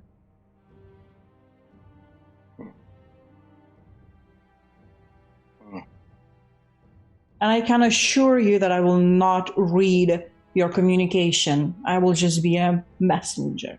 And this is the point where, right after you say that, Steve and Lily start coming in. You can finish what you're saying, but the door's open. I have an answer for you. No. That's where Steve and Lily come in the room. The only part you caught of what was being said was Quartermain saying, I have an answer. No. No. Okay. That's it. None of my business. Mm-hmm.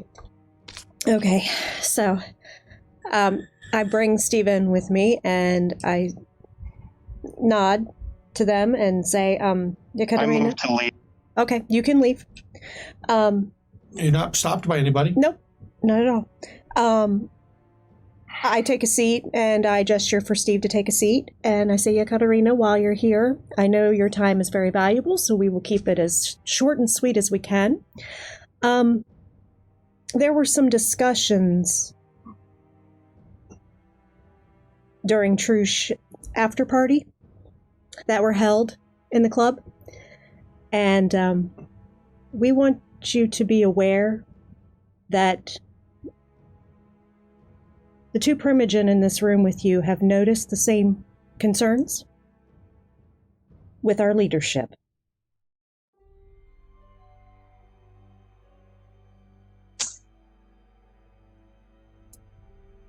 I'm not fully sure what concerns do you have in mind? The fact that you were named Keeper not even a week after you arrived to this city. The fact that things seem very unstable.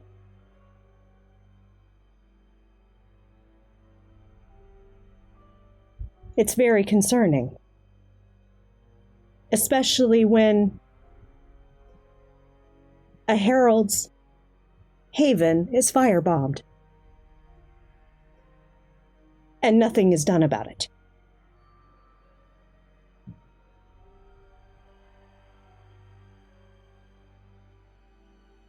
Well, I did assume that these concerns are not only mine. And no, we heard the discussion between Art and you, our sheriff and our keeper, and just want the court to know that the Primogen are also very concerned. And that's why you will gather the meeting? Yes. I assume. Yes. All right. By the way, about that meeting, we will make sure that your club would be Elysium for the night. I appreciate that. You yourself will be responsible making sure that this place would be secure. Absolutely. Do you mention the Seneschal is also I will. I'm curious. I'm also aware, due to spending some time with the Seneschal yesterday evening, that she is also very concerned. The only one I have not been able to confirm in the court yet is the Pontifex. See that? And it is my presumption that there are concerns even amongst the general populace of our society in this city.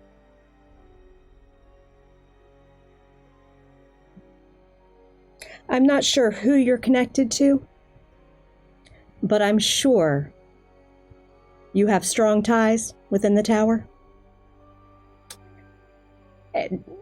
Don't insult me by saying no. I know better. With how everyone in this city has deferred to you, I know better. You don't have to reveal anyone. But just know that there are very loyal kindred in this city to the tower, and we want stability.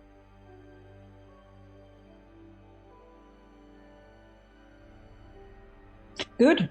Everyone wants stability in a comoreless city. It's important. It is important. Absolutely. It is how we thrive. Though I may ask, why you then exclude from the Primogen meeting some other very important figures in the city? Because I have some concerns about certain members of the Primogen Council. And I would like to address those concerns first.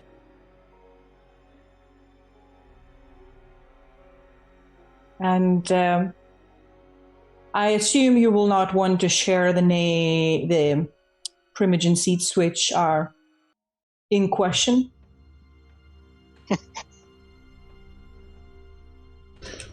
Will Lily share, or will Steve pipe up one that he questions? No. No.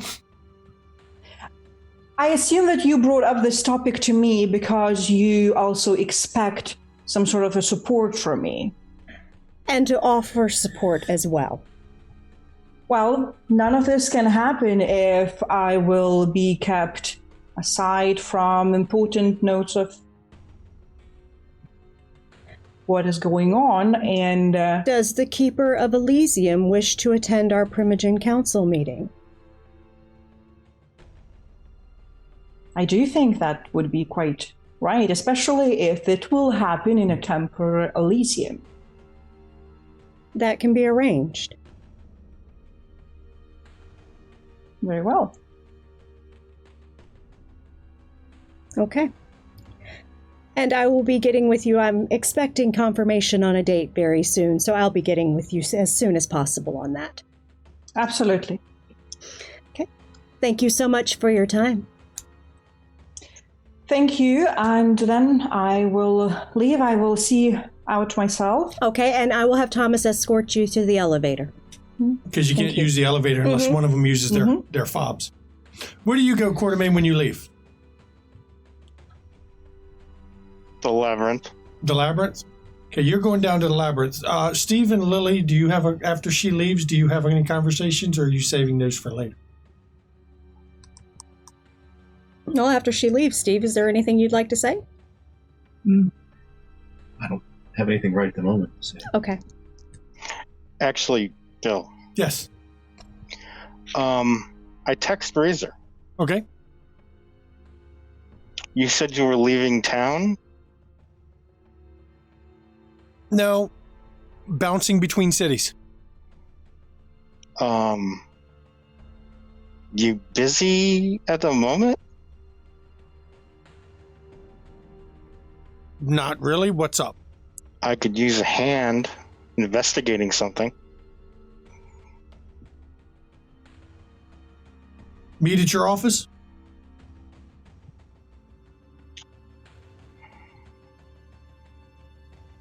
No, meet me under the club. Okay. It'll be a few. No worries. Okay. Where do you go when you leave Yekaterina? I believe that I would need to actually take care of my hunger. I would go and find myself something tasty. And afterwards, I still kind of want to arrange later in the week or as soon as possible this meeting with the Clan Venture Primogen. Okay. At what point in the night would you return to where you're staying, your haven, for the moment? Well, probably if that night I can't have the meeting with the Primogen, so then I would go back right after I feed. Okay, we'll come back to you in a minute with when you arrive at your haven. Locke, about 12:15 rolls around. Somebody comes in the front door. Sorry. Okay. Oh, fuck. And when he comes in, a bunch of the Vikings in the back yell, "Arr!" And he doesn't say a word. He just kind of stares. Yeah, Locke will go greet him. And she gives Tabitha a look that she hopes Tabitha interprets correctly as get the fuck out. When you come over to meet Art, Art goes, "Can we speak, Hound, in your office?" We can. She takes him to her office that does not probably get it's all used more as a storage space. Okay. He doesn't sit down. He stands in your office. Locke will not sit down either. And you are the Hound, of course. Yes. I have not decided to replace you. I can't be everywhere. But with the reopening of this bar, I'd like to express certain concerns. In the past, this was a gathering place of anarchs. I want to make sure I impress upon you that that is not to be tolerated by my Hound. Understood. And if there are any reports, or if you catch any anarch discussions against the Camarilla, you will report them to me. Of course. I can see there was, of course, a known anarch here. 2, actually. Though Jack was never politically minded. But Tabitha was. If she returns to her anarch ways, you are to tell me. Do you understand, Hound? I do. Good. What have you been doing these last few nights? Oh, boy. She gets out her little notebook. How far we want to go back, boss? Anything major I should be aware of as sheriff? We have just recently run across a thin blood problem in, what was it, Northeast? Northeast. The old gang for Glenn has been taken over not by a thin blood, but a regular kindred, who doesn't seem to be real keyed in with the whole thing. Has he seen the prince? Oh, no, he has not, and he's refusing to. So, he also has a stash of arms and a number of thin bloods who aren't going to be okay with getting branded. So that's the thing that's going to need to be taken care of pretty soon. Because I don't like that many guns and rogue... You say guns? Yeah, guns. Was my Hound threatened? Oh, yeah. Yeah.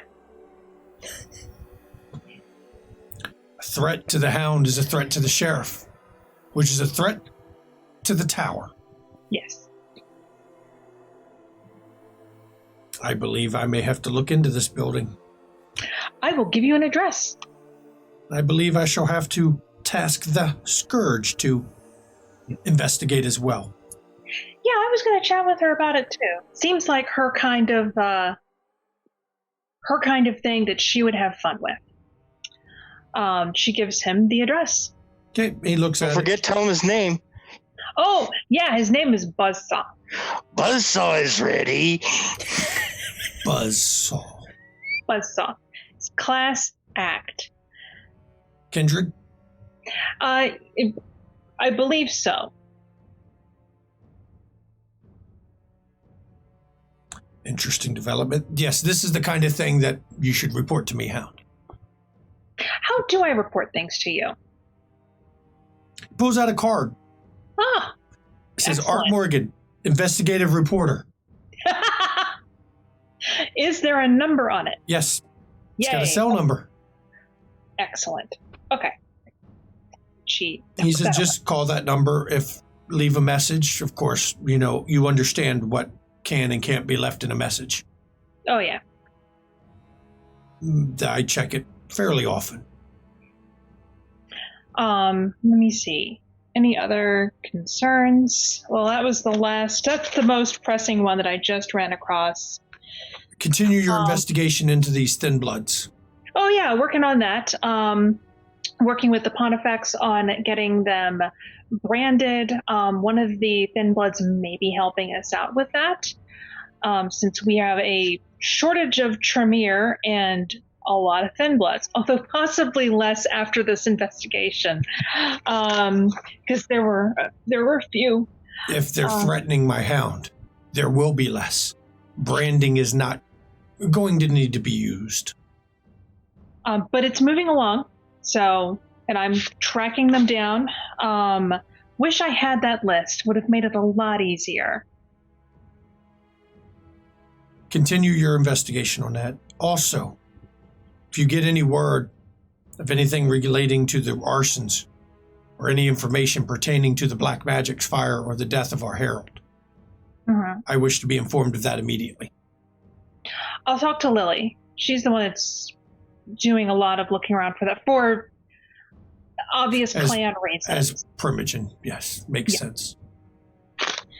But yeah, do you mind if I give her this number as Primogen, or do you want to just keep this? He pulls out another card and hands you a second one. Okay, cool. This one. That works. L. Okay, that's Lily's. And I also know we have an issue with the Black Spiral dancers coming up. For now, I would like you to...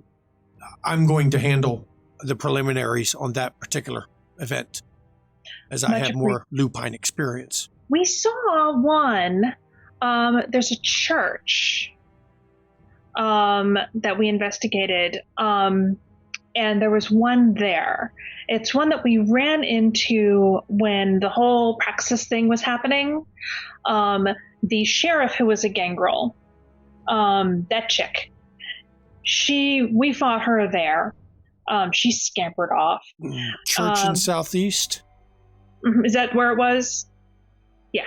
Yeah, church in Southeast. Old Gothic stone architecture, crypt beneath. Oh, yeah, and the birds don't like it because they die. I knew that place would come up again. Oh, what is it? Well, frankly, I don't know. It's dangerous. Oh, yeah. I know that.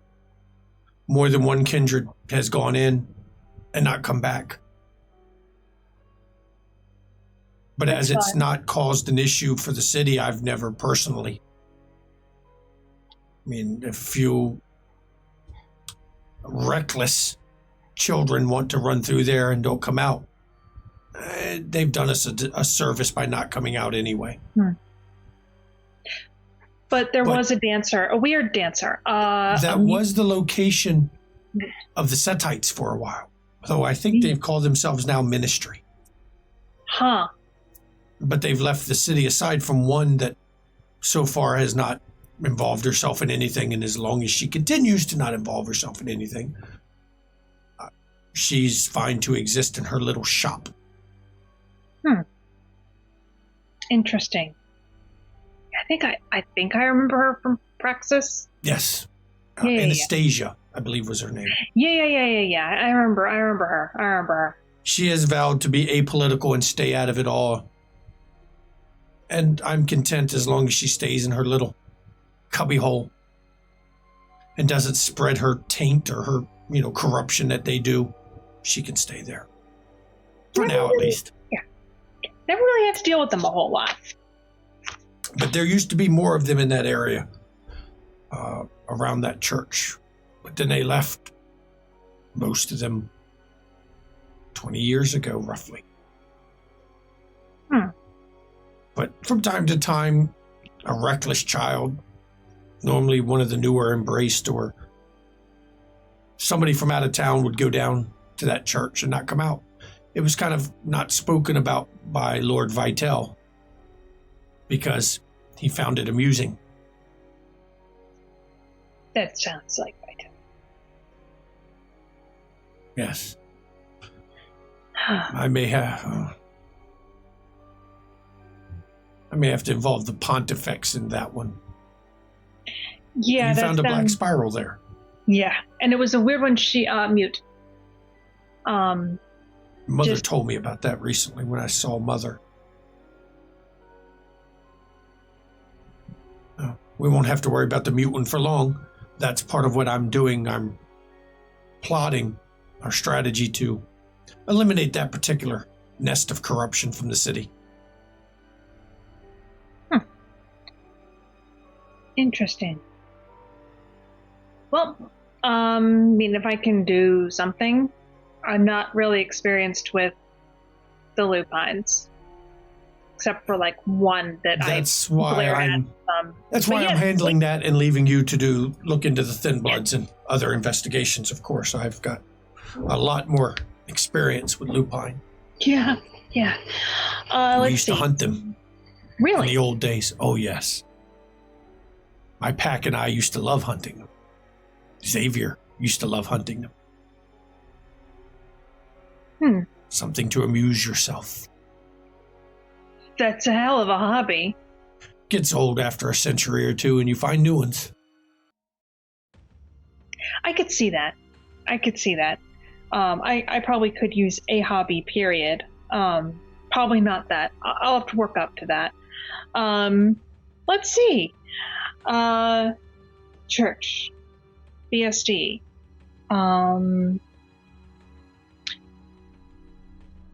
Thinblood. Katie's making notes. Thinbloods at power station. I don't think there's anything else going on. Keep up the duties. I'm trusting you, of course, too. I'm not going to, I believe the word was micromanage my hound. Keep me appraised of what I need to know. And otherwise, keep the stability of the city, keep the order. That's what I prefer. And watch for any kind of anarch movements. I want to be appraised of them. Every city has one. They all do. And we allow some to exist just so we know who to watch. But I'm sure you've noticed things aren't exactly stable at the moment. We have to be careful about what we allow to continue for now, until things change. Okay, so don't let anarchs settle in the port. Oh, All right. Have a good night, Hound. You too as well, Sheriff. And he nods to you and exits your office. So what's Lily and Steve doing now? Let me find out what they're doing again. Because I wanted to review the car. Yeah, you did. It's a late model. Can I see anyone?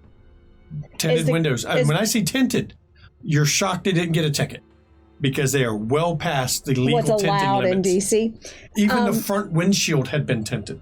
Shit, so I can't see anybody in it. Yeah. They're waiting for a ticket.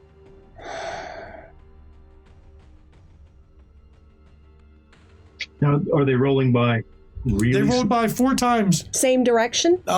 Different directions. Twice in each direction. Like they were ferrying back and forth, all in a 2-hour period. That's why it was kind of odd to them that 30 minutes go by and you see it again, 30 minutes, you see it again. And if it wasn't such an obvious vehicle, they probably wouldn't have noticed. But the black tinting kind of makes it stand out. Can we get a tag? No. Your cameras aren't able to look into the street very well. And the way they did Can we get into the city cameras? Because they have them on every freaking street corner to get that tag. I think y'all have had that talk before about whether Steve could tap in, especially to try to feed some info down to Coterie at some point, if you could find a tap for the city cameras. Because Coterie was wondering at one point about getting a feed down there to watch. In general for intel. Were we able to accomplish this? You haven't found one yet, but you've been sidetracked and haven't been able to look. Okay. I'm going to place a call into Karina. Because she may have... Ooh. I know who I can call. There's a police chief. Yes, there is. That I had some interaction with. Locke also has a dirty cop, you would know. So we'll put that part on hold. Okay. I also have a cop contact. Yep, you've got a lot of police contacts now. I need to build that up as a contact, so yeah. Yeah, Katarina, you get back to your haven. And when you arrive, does Sasha go with you, or do you... Yeah, Sasha goes with me. My ghouls are living with me. There's actually an individual reclined in the sofa in your haven. One you know. Antonius has arrived, though everyone else knows him as Anton. He's leaned back in his seat. Good evening, Yekaterina. Lucius? How did... I said I was coming. I am here. But how did you... I mean, it's you, of course. I'm so glad to see you. It's good to be here. And he actually stands up and comes over. And at first he looks like he's going to just shake your hand, but then he actually leans in and gives you a hug. I also hug him quite tightly. I see you're doing well. I am quite well. What can be said about the city? But look at yourself. You haven't changed at all. We are enduring. We last. I have been told by the one I report to that there are concerns over the city. It seems they're hearing rumors of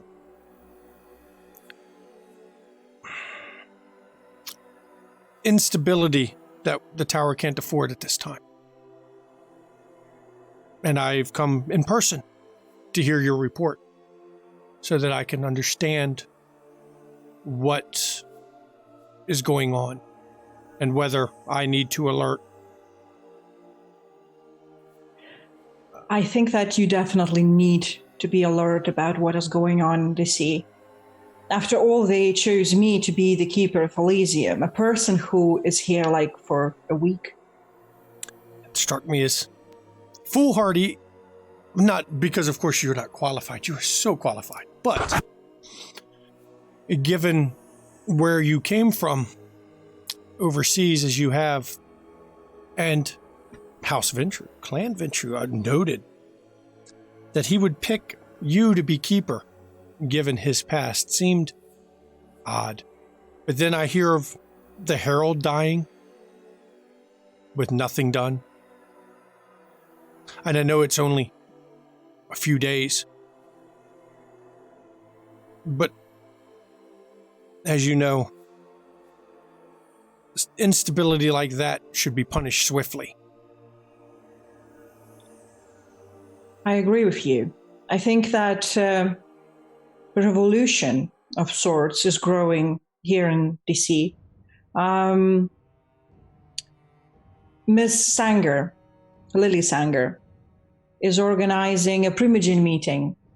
She has concerns that some of the Primogens are still very loyal to the current prince, but she believes that majority are displeased with instability. And she's one of the main people who agree that things have to change in the city. The same goes for the sheriff, and as far as I heard, for the seneschal. I don't know exactly what the prince is doing. He is avoiding even me. Indeed. He was told when he was given a second chance that we would not tolerate another Providence incident. And yet, his herald has disappeared. And I hear there's been an excessive body count among even his own clan. And it's concerning, given his history. Yes, and he lets a very suspicious personas to stay in the city, someone with attachments to Anarchs or Sabat. Lily, I've met her, but I did not spend a lot of time with her. Do you think she's loyal to the Camarilla and to the tower? She claims that she is loyal to the Camarilla and the tower, and she wants the stability. I haven't spoken much with her personally. The rest of her coterie and friends, do you have any indication of where they lie in terms of loyalty? I think they would follow her. They seem to be quite tightly clicked together, the full group. Though I do have some concerns, perhaps, about a few members, but I assume one of them would be Steve Perry, an oddity to have a Kaitif as Primogen. Could be, but he's most of the time very quiet. The one which concerns me the most would be Coterie. He was close to Nathan, and Nathan was the one who set this in motion for Stanford. I'd love to pick his brain now to see what he thinks of his little plans. Well, yeah. The Steve Perry thing I do want to question a bit. One of the conditions of his Stanford support was to have a Kaitif become Primogen. As you know, the one I work for takes particular interest in seeing that the Unbound and the clanless now have some sort of say in how things are run. And though many of us Olders don't always agree with it, I think that is the way for the Tower at this point to remain strong in these times. Is he, from your opinion and what you've seen, is he capable of doing that? You know how they say, the quiet ones most of the time are the most scariest ones. You'd never know what they're thinking and what they can do. And since the day I arrived, I heard maybe 2 or 3 words from him. Not more. In some ways, it makes him smarter than many of his kind, that they know when not to talk. But it is the quiet ones who do the plotting normally. I agree. You know, this Primogen Council meeting, I think I got a seat. I will be there and I will know what it will be discussed. See, there's a reason you were picked. You are as efficient as always. But I knew that, of course. I've known for centuries. Were things different? We could have been in on this together from the start, but our unlife has taken diverging paths, obviously. But I'm glad I chose you for this. This is perfect. Find out what you can at the meeting. I would like to know which of the Primogen are loyal to the Tower and which are more loyal to the Prince. Mm-hmm. I have got an idea of a plan that will cause the minimum of instability in the city to correct some problems. I'm not sure I have all the pieces ready, but as you can tell, we do not want another praxis this quickly after the Tower itself has backed this individual. We want to ensure that the Tower looks like, at least for now, we are in the strong position here. And I've got an idea that will make that easy. I believe our good prince may be beckoned soon. Well, I will help you however you will need me. You know that. Oh. Has anyone connected you to me yet? That you know of? No, but Lily Sanger tonight mentioned that she knows that I have very high connections. And unfortunately, she heard about my ties with Art, the sheriff. Xavier, his brother, yes. Yes, and he knows about my connection to you. Do you think Art will fall with the prince or with us? I think with us. He's very concerned about the prince, and he was willing to have a meeting, actually, with me to discuss the exchange of the positions, because he was the keeper before. So you could participate. His mask that he lived under, that absurd hippie, has allowed him to skip over what caused most of his clan to leave. He's as loyal as Xavier was before Xavier left. Oh, interesting.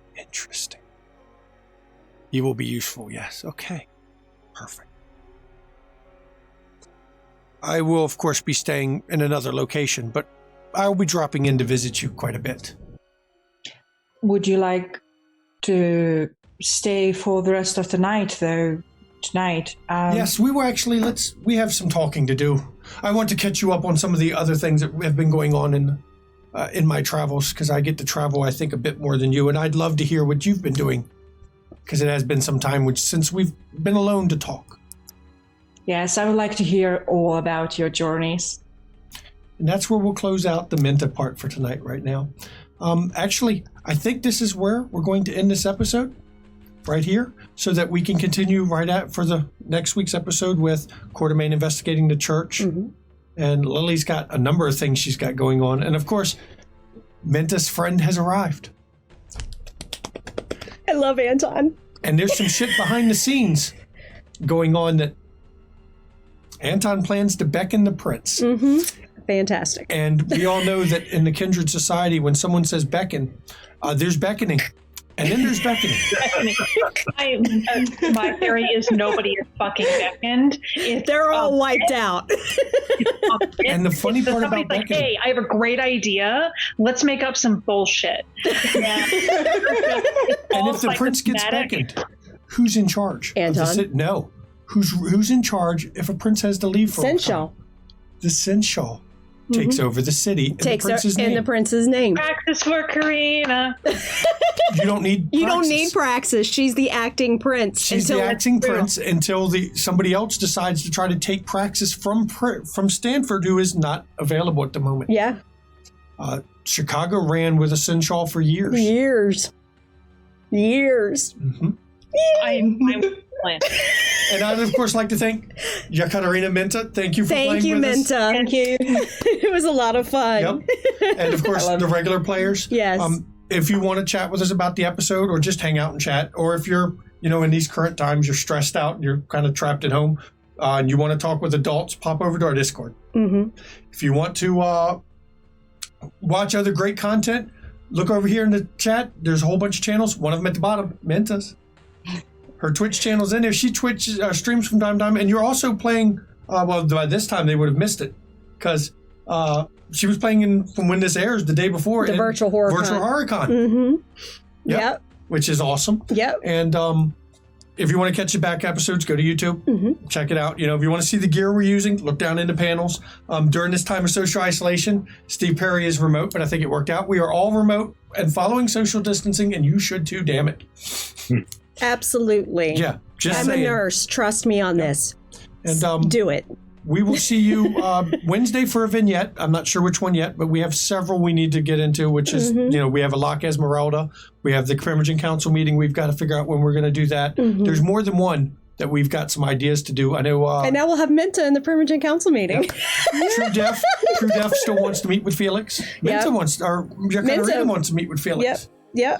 And I thought of doing Anton as a vignette, but decided it was a great way to end this particular episode. No, by that's having fantastic. Him come back. So thank you all for coming, and we will see you next week or next Wednesday, depending on what you see. Yep.